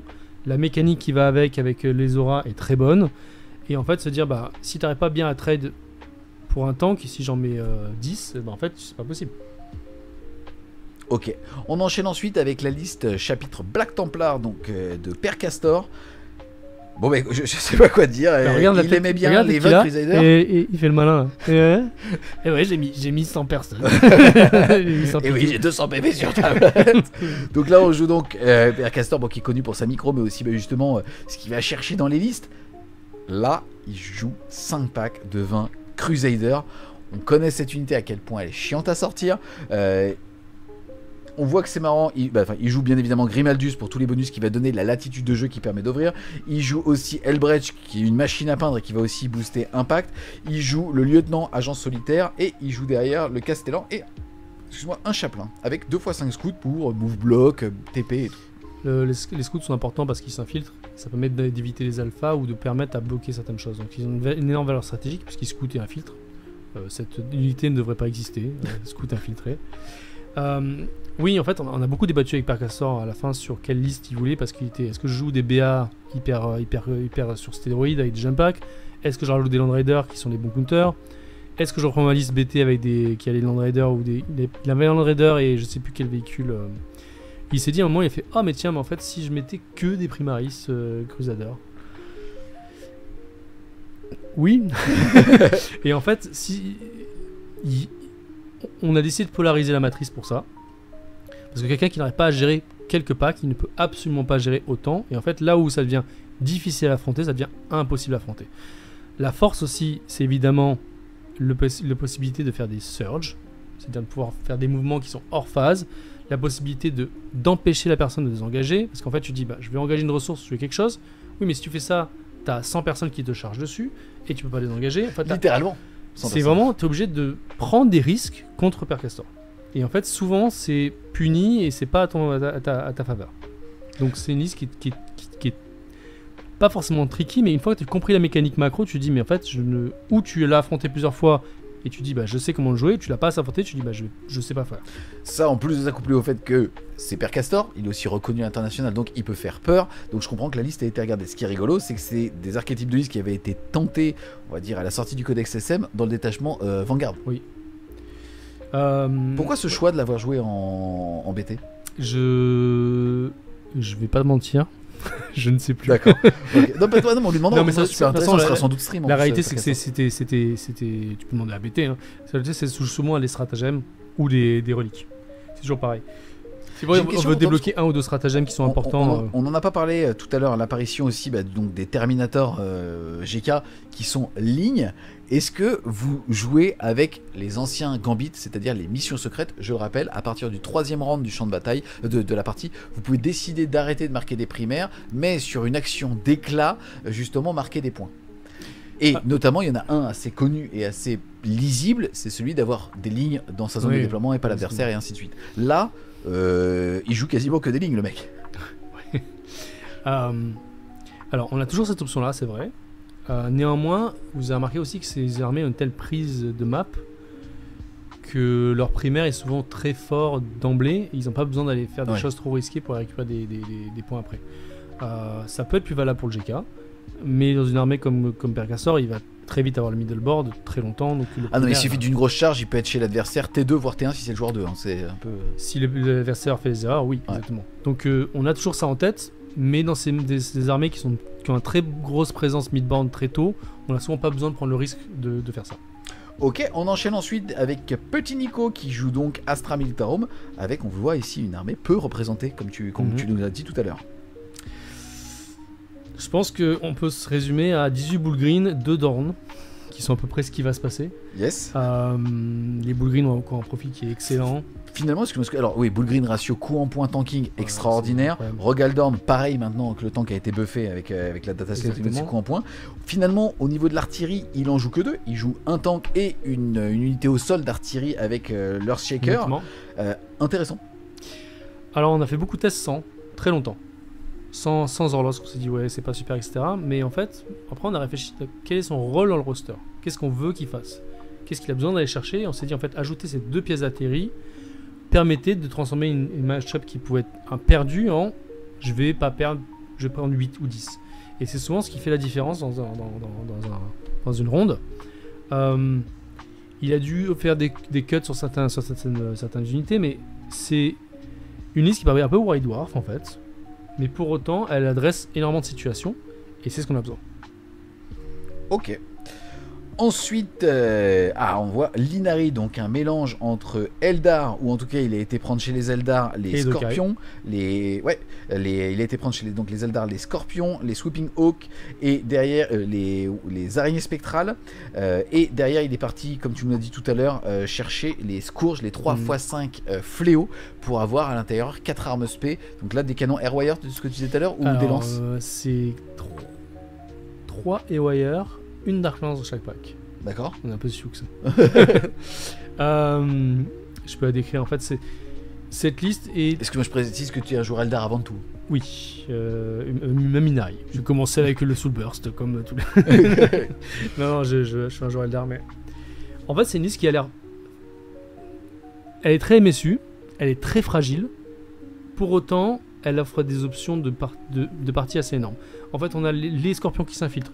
Même mindset que les scouts, on s'infiltre, on peut bloquer. On a les Banshee qui vont advance charge. Ça permet de bloquer quelque chose, ça permet de taguer quelque chose. On a les Hawks qui permettent de se redéployer en début de phase, qui peuvent TP. Les Scourges ont une énorme possibilité de Haywire qui font des Mortal Wounds sur les véhicules. Et en plus, ils peuvent faire la savonnette puisqu'ils peuvent bouger. À chaque fois, ils bouger 5. On les joue pas en Drukhari, on les joue en Eldar, donc on peut reroll un hit, un bless à chaque fois, donc ça stabilise vachement. Le fait d'avoir une Dark Lance, c'est-à-dire qu'on peut se mettre en limite de tir de 24 d'un véhicule et avoir un truc qu'on regarde à 36, que si on rate le véhicule, on peut tirer sur un truc à 36 et continuer de rebouger derrière. Et aussi, le profil est très bon sur les monstres, parce que quand on a du Haywire, c'est pas bon contre les monstres, et là c'est bon contre les monstres ou certains personnages. En fait, toutes ces choses-là permettent un séquencement que l'adversaire a du mal à se rendre compte de la létalité, parce que c'est pas quelque chose de dire je vais tuer un truc, c'est je vais te gratter des PV, gratter des PV, et à un moment, à tour 2 ou tour 3, tu te rends compte, bah j'ai plus rien. Et c'est en fait le cumul des grenades, des tirs, des machins fait que c'est extrêmement létal. Il faut pas du tout sous-estimer l'impact de l'Eldar, même s'il est très fragile. Ok, on enchaîne ensuite avec Salisia qui joue donc Thousand Sun avec le détachement de l'index. Alors oui, lui, il a 6 persos, hein. Il a 8 persos. 8 persos. Donc 3 sorciers, il a des pignons pour chacun, et je crois qu'il y en a un qui s'appelle Jackie, l'autre c'est Ursaf, et je sais plus quoi le dernier. Ça joue beaucoup autour de la mutalite, qui permet de doubler les distances. C'est vraiment, je place un perso, et je fais bénéficier du placement de ce perso-là à l'ensemble des autres unités. Ou par des Doombolt, ou par les tirs hors loss, ou par les rebonds de je vois ce personnage, je peux tirer dessus. D'accord, je précise parce que c'est la première fois, je pense qu'on va voir qu'il y aurait pu avoir des modifications. Je rappelle qu'aujourd'hui Game Workshop a sorti un patch et l'ETS le ciblait, notamment le fait qu'on ne peut plus tirer sans ligne de vue après justement avoir utilisé cette cabale avec des armes à torrent, donc les lance-flammes qu'avaient les rubriques Marines. Alors actuellement, cette armée-là permet de tirer avec des lance-flammes à 27 pas sans voir une unité. Donc tu places quelque chose, tu dis je te vois, toutes les unités à 27 pas peuvent tirer full lance-flamme, ce qui est un petit peu fort. Un peu con aussi, mais... Un peu con, mais un peu fort. Le tuyau d'arrosage. J'ai une question pour toi là, puisqu'on découvre sa liste. Donc je le rappelle, le TS il est très fort, c'est la deuxième armée la plus populaire de ce WTC. Salisia, c'est le genre de profil à mettre des 20. T'avais historiquement, c'est peut-être moins vrai aujourd'hui vu comment la Game Workshop désigne son jeu, mais est-ce que c'est quand même ton gros scoreur? Est-ce que ça veut dire que t'es prêt à sacrifier pour que lui puisse s'épanouir? Alors je veux pas qu'il y ait ce langage de gros scoreur dans l'équipe parce qu'en fait j'ai que des gros scoreurs. En revanche, j'ai des gens qui ont des codex qui vont avoir des rôles. C'est-à-dire que Salisia, peut-être que dans son codex, il peut mettre c'est la première fois qu'on a ce genre de discours, c'est super intéressant. Moi, j'ai pas de notion de carry.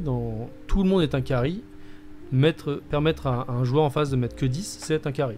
Mettre un 20, c'est évidemment un carry. Mais en fait, on va associer à des moments, on va dire, bah, toi, on va te mettre en attaque pour que tu ailles chercher 20. Toi, on va te mettre en attaque, mais on veut que tu baisses le score. Donc en fait, c'est... S'il a le vent, en fait, l'ETS fait que si l'adversaire en face fait des erreurs, il va se prendre un 20.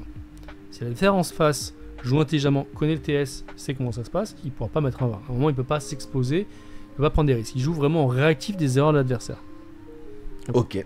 Et on va terminer avec Tanker, qui nous joue Space Marine du chaos, avec une liste avec du monde quand même.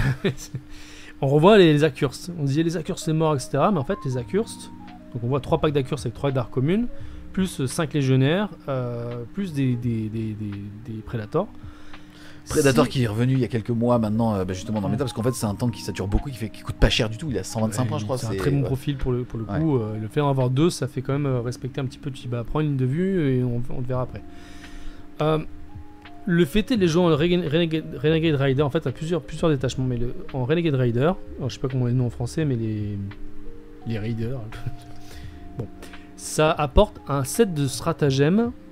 En fait, tu choisis si tu veux avoir de l'impact ou tu veux avoir de la mobilité. Et en fait, le fait de pouvoir se désengager chargé, désengager en une fin de phase de fight, en fait, ça permet de ne jamais être bloqué dans un cac avec tous ces hackers. En fait, le pire chose pour une horde de corps à corps, c'est d'être dans un cac et pas pouvoir tuer ce que tu as.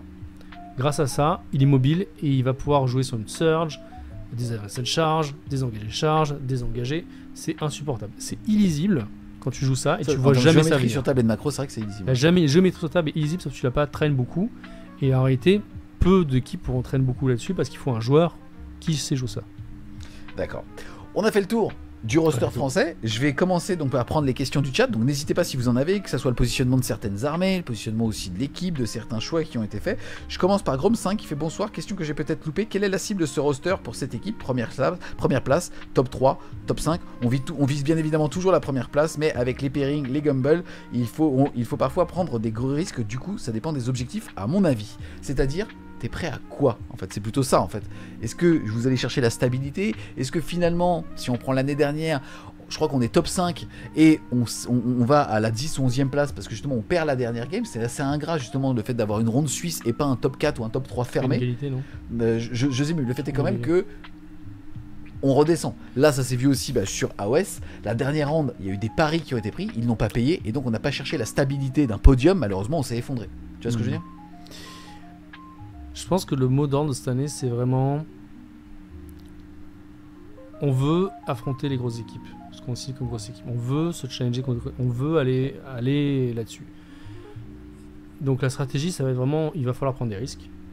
C'est un peu, comme on dit, rise or die. Hein. C'est-à-dire que... Essayer d'avoir un bon positionnement dans le ranking, ça nous intéresse moins que essayer d'aller chercher une grosse victoire. D'aller chercher un podium, aller chercher des grosses équipes. Donc... Quand on va pouvoir prendre des risques, on va le faire. Et je veux dire, la chance sourit aux audacieux. Et je sais plus ce qu'on va vouloir faire, c'est essayer d'aller topper ces grosses équipes et pouvoir gagner ces grosses équipes. pas essayer de faire un parcours flat parce qu'on n'a pas envie d'être dans le middle board à affronter des équipes et être pénalisé dans cette espèce de... En tout cas, toi, ton capitana, c'est pas de faire le sous-marin stratégique, c'est de vouloir faire un perfect et donc de taper les grosses pays. J'ai pas envie d'être troisième ou quatrième en passant sous les grosses équipes. On veut aller affronter les grosses équipes et si on perd, bah, ça sera une défaite. Ok. Ensuite, tu fais quoi si on gagne le WTC? Bah, je prends ma retraite, putain. Enfin, putain, depuis 2018, on parcourt le monde avec Laurent. Oh, plein de huc. non. Chaque année, on nous la refait. Non, mais, en plus, c'est quoi? Ça ouvre une autre question qui est vachement intéressante. Chaque année, et je vous jure que c'est pas pour vendre, c'est que chaque année on voit quand même que le niveau même mondial il augmente, que ça soit avec Game Workshop qui fait plein de choses, avec TTS après le Covid. On est là, tu es là pour tout donner et c'est très très cool. Si on gagne le WTC, c'est marrant. En fait, je pense que on est vraiment à chaque fois dans la période charnière où le wargame va devenir une forme d'e-sport et je trouve que c'est ça qui est super intéressant. Tu le vois, alors pas pour nous, mais tu le vois au niveau de l'échelle de l'organisation du WTC. C'est à chaque fois des sponsors plus gros, plus de professionnalisme et donc plus d'exigence de leur côté aussi pour la couverture. Et donc franchement, je pense que les 5 prochaines années vont être super intéressantes. Mais là, en fait, c'est plus l'orientation d'un média que les performances d'une équipe. Je pense que ça va naturellement aller vers ça. Hein. Il y a des joueurs qui, si on leur donnait un salaire pour jouer, ils le feraient. Donc, c'est peut-être dans le pipe. Dans le sérieux. Non, mais je pense que on a des joueurs qui sont très investis, très passionnés. Les règles de Game Workshop commencent vraiment à structurer. On a beaucoup plus de patchs, beaucoup plus d'équilibrage. On a beaucoup plus toutes ces choses-là qui font que avant c'était complètement déséquilibré, maintenant on peut vraiment, chacun peut tirer son carte du jeu avec n'importe quel codex. Yes, je vois que les amis les questions sont un petit peu calmées, j'en ai encore quelques-unes, mais n'hésitez pas, il est 22h28, on va pas tarder, donc n'hésitez pas à les poser si vous êtes en mode radio, sortez le clavier. Il y avait une autre question aussi, qu'est-ce qui selon toi justifie le fait qu'il y ait peu d'Imperial Knight ou de Chaos Knight? Est-ce que c'est pour des raisons évidentes de se dire que c'est des gros châssis, donc c'est beaucoup d'œufs dans le même panier, auquel cas on pourrait quand même multiplier, avoir 12 petits, ou alors c'est plutôt la notion de move block ou ce genre de stratégie qui peut vite te condamner? Alors c'est un peu une guideline de mon côté, mais je pense que ce sont des armées qui sont fortes mais qui peuvent complètement s'écrouler. C'est une équipe, elle va mettre un score mais elle peut vraiment prendre une tollée, et j'ai l'impression que ces armées là à un moment t'es plus maître de ton destin. Tu sais ce que tu dois faire et à un moment t'arrives T3, T4, tu dis en fait je suis obligé de mettre ça là, faire ces actions là, et en fait c'est plus toi qui mène la game, c'est tu subis la game. Et je trouve dommage de mettre le skill des joueurs sur quelque chose où ils vont subir la partie. Donc c'est moins dans les parties avec vos potes, c'est pas du tout la même chose. Mais nous, on est tellement entraînés qu'on sait exactement comment on vous bloque, comment tirer, comment faire quoi. Et quand quelqu'un ne maîtrise plus sa game, il subit, et ça c'est pas bon pour nous. Ok, on a une question de Arnaud Serre qui fait: est-ce que les listes Blood Angel vont être un problème pour votre roster, sous-entendu la suragression de ressources au corps à corps? Le problème c'est que les listes Dark Angel ou Blood Angel? Blood Angel. Les listes Blood Angel sont un problème pour tout le monde. Pour le méta, pour Game Workshop, c'est un problème. Je veux dire, le coût en points du Blood Angel par rapport à l'impact est problématique. Oui, sur le papier, mais au fur et à mesure on se rend compte, en fait, on trouve des solutions. Donc c'est un problème pour tous les rosters, comme le TS, comme tous les Space Marines en réalité, mais on sait se traîner contre. Ok. Question pour toi de Chrome 5 qui fait: est-ce que tu es content de la méta globale de 40k au niveau super compétitif? Je trouve qu'elle est extrêmement bonne. Je trouve que plus on itère, plus on trouve des choses intéressantes. On s'ennuie pas avec nos codex, on s'ennuie pas avec les choses maintenant peut-être à raffiner, ça va être les choix de table, mais là c'est pas forcément Game Workshop. Je trouve que maintenant le fait d'avoir peut-être des ruines, on a que au format WTC on a des ruines de 9 ou des ruines de 4. On aimerait bien avoir aussi les formats des ruines plates pour réintégrer certains véhicules dans le méta. Les scénarios ont une énorme importance en final, plus pour le méta, parce qu'il y a des scénarios qui sont très clivants et qui remettent un jet de dés du T1 de manière plus importante. Imaginez, vous avez tout préparé, vous avez un super plan, vous avez super liste, tout est équilibré. Ah, t'es le T1, tu sais déjà que t'as 20 points de plus. T'as pas envie de jouer dans ces conditions-là. Bien sûr. Donc en fait, c'est peut-être ce qui manque maintenant dans le jeu, c'est avoir des scénarios qui sont beaucoup plus travaillés, raffinés. C'est la prochaine étape. Mais je trouve que si on a un bon scénario, c'est hyper agréable de jouer n'importe quelle armée. Ok. Les amis, je fais juste une petite parenthèse parce que je vois une question assez intéressante qui vient de tomber et j'allais vous l'annoncer en fin de live. C'était Twitch Day qui fait: au retour des World Team Championship, sais-tu si des joueurs seront présents sur une petite soirée pour les fans pour leur retour? Eh ben écoute, non mais franchement, c'est juste un truc de ouf. Je vous le montre tout de suite parce qu'on a découvert ça, mais genre au moment du live. La chaîne vient de passer la barre des 80 000 abonnés. Et franchement, c'était un objectif qui n'était pas du tout accessible ou même à l'état de rêve quand le projet a été créé il y a 7 ans. Je veux qu'on fasse une vraie célébration parce que pour moi le palier des 80, même s'il est moins symbolique que le palier des 100, c'est extraordinaire. Et ça de toute façon a déjà été validé avec Zeka et avec le French Wargame Café. On va faire une soirée équipe de France et FWS avec les intervenants d'FWS, les différentes personnes qu'il y a derrière la technique, le mercredi 28 août au soir au French Wargame Café. Donc vous inquiétez pas, ça va sortir sur les réseaux sociaux et ainsi de suite. Mais en tout cas pour ceux qui viennent de loin ou quoi, Zeka sera présent, Laurent sera présent, bref on aura beaucoup de visages connus de notre fédération française aussi. Et donc de FWS, ça sera le mercredi 28 août au French Wargame Café. Donc voilà. Et on sera là. Et on sera là, et je l'espère avec une étoile, putain. Eh ben, okay. Direct. Direct. C'est ma daronne qui me la coupe, les couilles. J'ai une autre question pour toi là, j'attends, je vais retourner un petit peu dans le chat pour voir ça. Merci les gars pour vos messages. Toi, est-ce que tu as des regrets? C'est-à-dire que j'espère que pas trop, mais en tout cas, tu sais, tu peux très bien te dire, bah non, j'ai quand même un joueur qui s'est blessé, j'ai un événement d'équipe qui a été annulé pour X ou Y raison. Bref, on n'a pas pu, par rapport à l'idée de base qu'on faisait de la préparation, tout faire. Là, t'en es où? Quand on a vu votre planning, excuse-moi, vous en avez fait plus qu'il n'était prévu. Je pense qu'on a toujours des regrets quand on se met des objectifs très très hauts. Mais j'aime bien me dire qu'on se met à 150% pour arriver à 100%. On se dit toujours on aurait pu faire différemment. On aurait pu faire une liste différemment, train différemment, préparer un ressort différemment au final. Mais au final, je me dis toujours, c'est pareil pour tout le monde. On s'inquiète de beaucoup de choses, c'est pas là pour tout en fait. On s'inquiète de qu'est-ce que va faire l'autre équipe, etc. Comment ils vont aborder ça, peut-être ils ont plus de training. Peut-être que les Anglais, ils ont les infos oui, un an mais avant. Tu as différents jalons. Déjà, tu as eu tous les éléments en préparation. Tu as aussi la publication des listes qui peuvent soit te rassurer, soit dire merde. Là, t'en es où? Tu parles de l'année ou justement ce Justement, toi, là, t'en es où? Après ce qui s'est passé cette année. Après ce qui s'est passé cette année, en fait, je pense qu'on est arrivé à un truc où on a pris des risques un peu en dernière minute où on était un peu inquiet, honnêtement. Mais à la lecture de ce qu'on voit... T'as un exemple, par exemple, une armée qui s'est décidée au dernier moment, quelques jours peut-être avant le rendu des listes? Beaucoup trop. C'est vrai? Non, je pense que oui, effectivement, on a basculé Assista vers le CSM.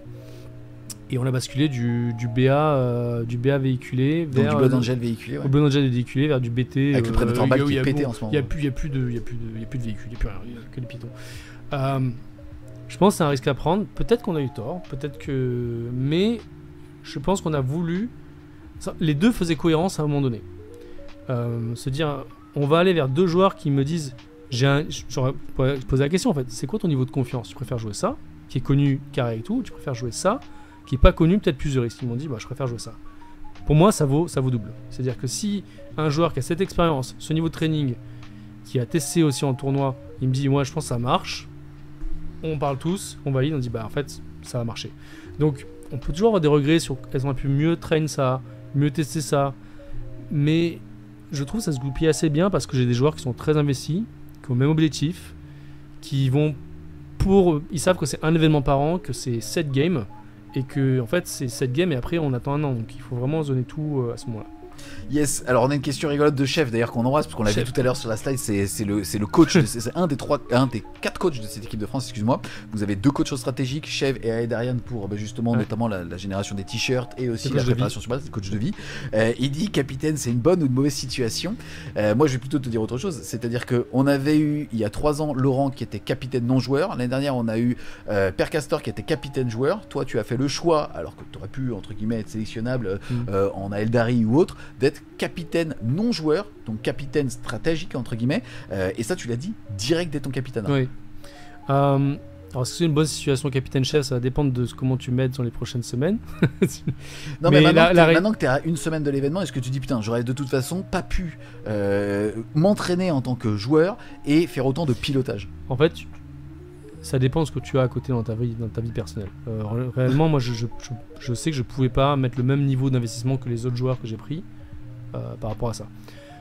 Je pense que c'est bien d'avoir quelqu'un qui est extérieur et qui puisse prendre du recul sur les choses. À un moment, quand tu as besoin de regarder ta liste et celle du copain, tu te concentres sur toi. Le fait d'être en recul à ça, d'avoir fait 2 WTC, d'être dans le milieu compétitif depuis 6 ans, j'ai le recul pour dire je peux être à l'aise à pas jouer et à encadrer les gens.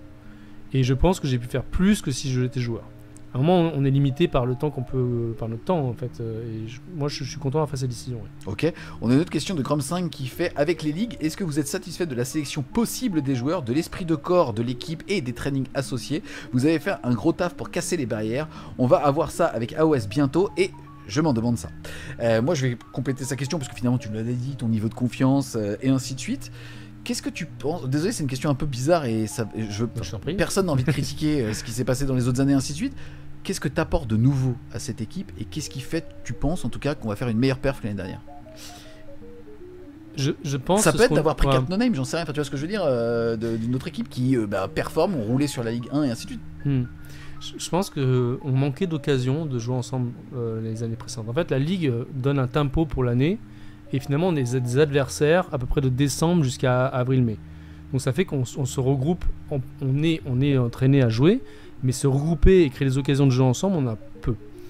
Je pense que je voulais très tôt qu'on casse ça et qu'on ait beaucoup d'occasions de jouer ensemble, même de manière informelle, très tôt, c'est-à-dire organiser des trainings ensemble, faire des scrims, faire des tournois pour essayer de créer de la connexion en dehors, en plus de ces événements-là, et puis avoir peur de se dire c'est mon adversaire, c'est mon compétiteur, j'ai peur de donner de l'info. En fait, la réalité c'est que on se pousse tous vers le haut à faire ça, et je le vois vraiment la différence entre les joueurs qui faisaient partie du pool EDF cette année et ceux qui n'en faisaient pas sur tous les autres tournois. C'est que vraiment on a créé une dynamique d'équipe très saine, très bonne, parce qu'en fait chacun y gagne à participer. Ok. Donc créer les occasions, c'est vraiment ce que je voulais pour qu'on joue plus Donc ensemble. pour ça, quelle que soit la perf, le contrat est rempli, t'aurais pas pu tellement faire mieux. On peut toujours faire mieux, mais je pense qu'on a une limite de temps aussi par rapport à ça. Yes, on a une question super intéressante de Binaf qui dit: est-ce qu'un sélectionneur désigné pour plusieurs années serait une bonne idée pour le futur, à ton avis? Donc là on fait une question qui sort un petit peu de WTC, c'est une question qu'on se pose tous. En gros, le fait de pas avoir, que la FEC par exemple élise, je sais pas si ça doit être démocratique ou si ça doit être les capitaines qui le font, je ne sais pas, mais le fait par exemple d'avoir un sélectionneur qui, tant qu'il performe, resterait et qui serait entre guillemets normalement pas dans une équipe, tu peux très bien lui dire, tu destitues de son équipe et tu fais non, tu n'es que sélectionneur pour la fédération française. Est-ce que tu penses que c'est une bonne piste par rapport au fait que toi t'es baigné dedans? Je pense qu'avoir quelqu'un qui est en extérieur, c'est une bonne piste. La manière dont il est élu chaque année, je pense qu'il faut que ça vienne des joueurs. Il faut que c'est quelqu'un qui... Pour leurs estimes, pour leur estime déjà. En fait, c'est une relation qui...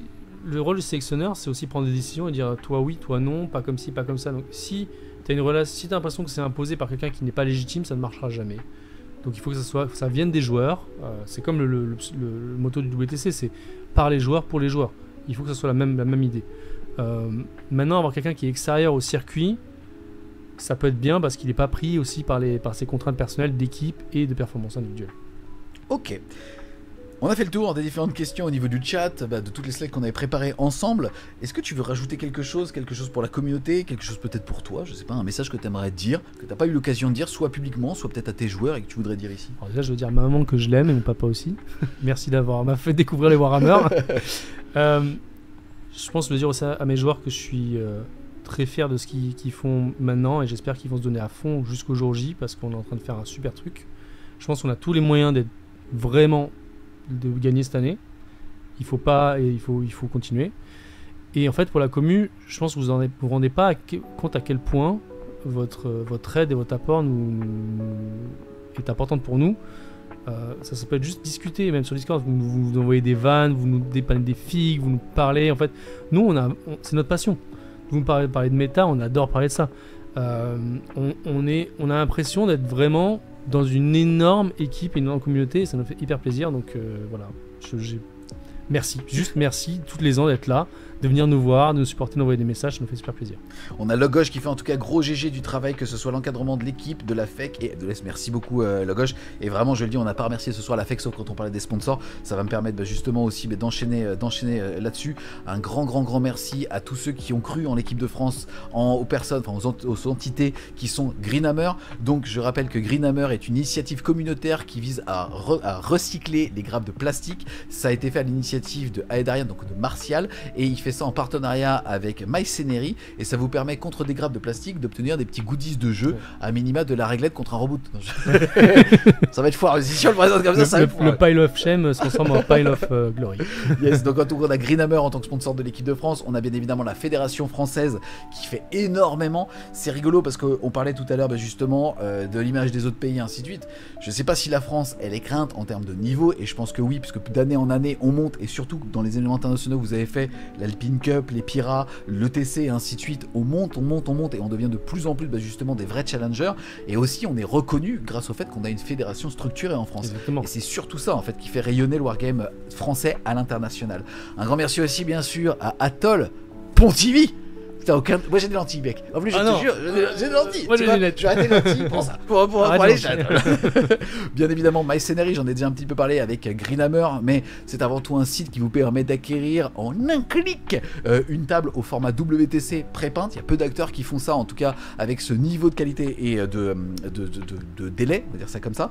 Un grand merci aussi à Torek si vous cherchez des tapis. Et en plus de ça, là, il y a justement Nexus Paris qui vient de sortir, donc on sait que pendant un an, on va vivre avec ces déploiements-là. Si jamais vous voulez vous faire plaisir, vous ou votre association, ou pour un cadeau, offrir un tapis sur lequel il y a directement, très discrètement et élégamment, justement les zones de déploiement et le placement des objectifs. Ah, c'est super. C'est une aide de jeu dingue. On joue avec ça au studio, c'est un kiff de ouf. Ça change la vie. Et d'ailleurs, si vous allez sur la boutique, vous verrez qu'il y a des objectifs équipe de France, faits par Torek. Ah d'accord, vous les avez intégrés dans la boutique. Oui monsieur. Je finis juste avec les partenaires tiers, Wargame Spirit bien évidemment qui vous a accueilli pour un bootcamp en plus de ça il y a quelques semaines, boutique partenaire de FWS avec quasi sauf Atoll, faudrait qu'on voit avec eux. Vous avez globalement des réductions en utilisant le code promo FWS, notamment MyScenery, Torek et Wargame Spirit. Wargame Spirit vous montez jusqu'à moins 15% de réduction sur quasi tous vos achats, donc n'hésitez pas, ça soutient l'équipe de France, ça aide FWS à couvrir ce genre aussi d'événements, donc vraiment merci beaucoup à vous. Et t'en as parlé aussi tout à l'heure, au-delà des sponsors, là les amis, je le rappelle, on n'est que sur des bénévoles qui vont jouer et défendre les couleurs de leur pays sur la table de jeu. Si jamais vous voulez supporter cette équipe, vous allez sur le site e-commerce edf40k.com. Vous pouvez vous faire plaisir avec des suites, des t-shirts, des dés et aussi bien évidemment les maillots officiels qu'on a ici avec nous. Et l'intégralité des bénéfices va à l'association qui porte l'équipe de France pour les aider aussi bien sur le WTC, donc là les défraiements des joueurs, et j'insiste, il y a certaines personnes qui pourraient pas en fait représenter la France parce que ça coûte cher en fait ce genre de déplacement, vous l'avez compris. En plus de ça, alors, ça arrive avec ton capitaine et c'est très bien, mais l'exigence attendue par les joueurs aussi sur le matériel a augmenté énormément ces 2 ou 3 dernières années et c'est vachement important que la cagnotte ait aussi grandi. Vous êtes des malades, on a des cagnottes de malades où à chaque fois ça fait entre 20 et 30 000 euros, donc merci beaucoup. Enfin, je dis merci, je suis qu'un média, mais en tout cas je le vois et surtout je vois à quel point certains profils qui peuvent ne pas paraître l'être, mais quand tu vois des Olivier, des Père Castor qui deviennent émus par rapport à la générosité de personnes individuelles, et c'est toi derrière ton écran, là c'est toi en l'occurrence, mais voilà, j'ai vu des très très belles choses, j'ai vu des super profils qui ont pu s'épanouir en équipe de France. Clairement tu les connais, ils n'auraient pas pu y aller s'ils n'avaient pas eu la cagnotte, donc vraiment un grand merci à tous ceux qui participent. Ça peut être à hauteur de 1 euro ou en tout cas avec l'achat justement sur la boutique EDF 40K. Je ne saurais rajouter quelque chose de plus. Donc voilà, je merci infiniment. Je vois Sir Valmont et les différents modos qui ont mis des liens. Voilà, n'hésitez pas si vous pouvez vous le permettre, c'est cool.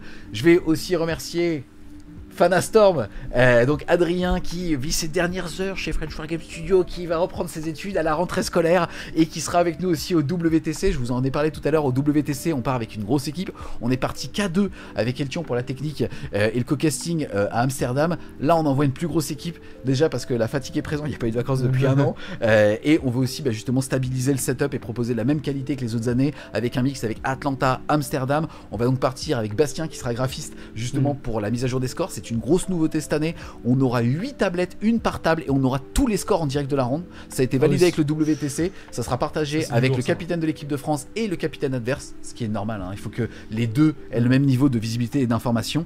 Il y aura aussi Adrien qui est là justement pour la technique. On aura aussi Eltion, LOL, moi. Vas-y, tu vois. C'est quand même hyper important ce que tu dis. C'est le premier média déjà qui stream des championnats par équipe et qui vont permettre d'avoir les scores en live sur toutes les tables en même temps. c'est un énorme gap qu'on va avoir par rapport à d'autres trucs. Ça a été C'est amené énorme. par Wargame Live, mais qui n'était pas stable. Et justement, là en ce moment, on est en train de bosser pour industrialiser tout ça Ça va être là-dessus. On va voir, j'espère que ça pètera pas. Maintenant que c'est dit, ça va être compliqué. mais voilà. Donc on aura bien évidemment en caster, on aura LOL et aussi on aura un capitaine non-joueur. Et je tenais à te remercier aussi, à te saluer du temps du capitanat de LOL. Les expertises et la vision que tu donnais des rands. Était au niveau d'un coach de stratégie. Et donc merci beaucoup pour ça. Et je te mets la pression pour cette année parce que vraiment, je pense qu'on va atteindre un niveau de lecture des games et des tables. Ça va être fou quoi. Il y aura 2 coachs stratégie plus toi. Alors toi tu peux être rappelé à n'importe quel moment sur le floor, mais on va vraiment normalement avoir une couverture aux petits oignons et ça c'est cool parce qu'au-delà de la technique et de voir les figurines au millimètre, le fait d'avoir des visions en fait qui sont à la fois macro et micro, donc macro sur la ronde et micro par table, donc plus du tout au millimètre mais sur les joueurs, je trouve ça super intéressant. Oui, puis de toute façon, il y a beaucoup de choses qui ne s'utilisent pas que par le score, parce qu'il y a un côté séquencement, scénario, etc. Et c'est vrai que quand on regarde des fois on arrive à lire en regardant Zenital ce qui se passe, mais des fois avoir la connaissance de on veut que ça se passe, donc on sait que ça va être plus lent, etc. et que ça va se débloquer au tour 3, c'est des choses qu'on peut apporter que nous en vous disant en live, là regardez à droite il va se passer un truc, ça va faire casse-moi Pour reprendre la citation de quelqu'un, lui je veux l'enculer. C'était en bas à droite. Circa 2022, on te salue si tu regardes. Yes, donc voilà. Plus sérieusement, un grand merci à tous de nous avoir suivis ce soir, un grand merci à toi pour ton temps et aussi d'avoir donné, on l'espère, ouvrir la fenêtre en tout cas sur l'équipe de France de Warhammer 40 000. On va se donner rendez-vous les amis le jeudi 8 août à 17h. Dans une semaine. Précisément. À quelques heures près. Pour le premier match, tu peux nous rappeler contre qui on sera ? On sera en premier contre le Portugal. Yes, et Portugal. Le lendemain ça enchaînera avec la Pays de Galles, puis Finlande. Yes, ça va être complètement fou les gars, on sera en stream quasiment 15 heures par jour, je le rappelle, jeudi 17h. Et pour les personnes aussi qui voudraient nous voir en physique, on sera dans la ville de Malines en Belgique, donc de Mechelen pour les Flamands. C'est ouvert au public, il faut juste en tout cas se présenter à l'accueil. Et sinon pour les personnes qui n'ont pas envie de se déplacer, on sera tous ensemble pour célébrer la performance future de l'équipe de France et les 80 000 abonnés de French Wargame Studio le mercredi 28 août au French Wargame Café. On a hâte. On a hâte de fou, voilà. Donc les amis, on va tous vous faire plein de gros bisous. Encore une fois, les choses importantes, la cagnotte de l'équipe de France, edf40k.com. On vous fait à tous plein de gros bisous et on vous dit à plus les Wargamers.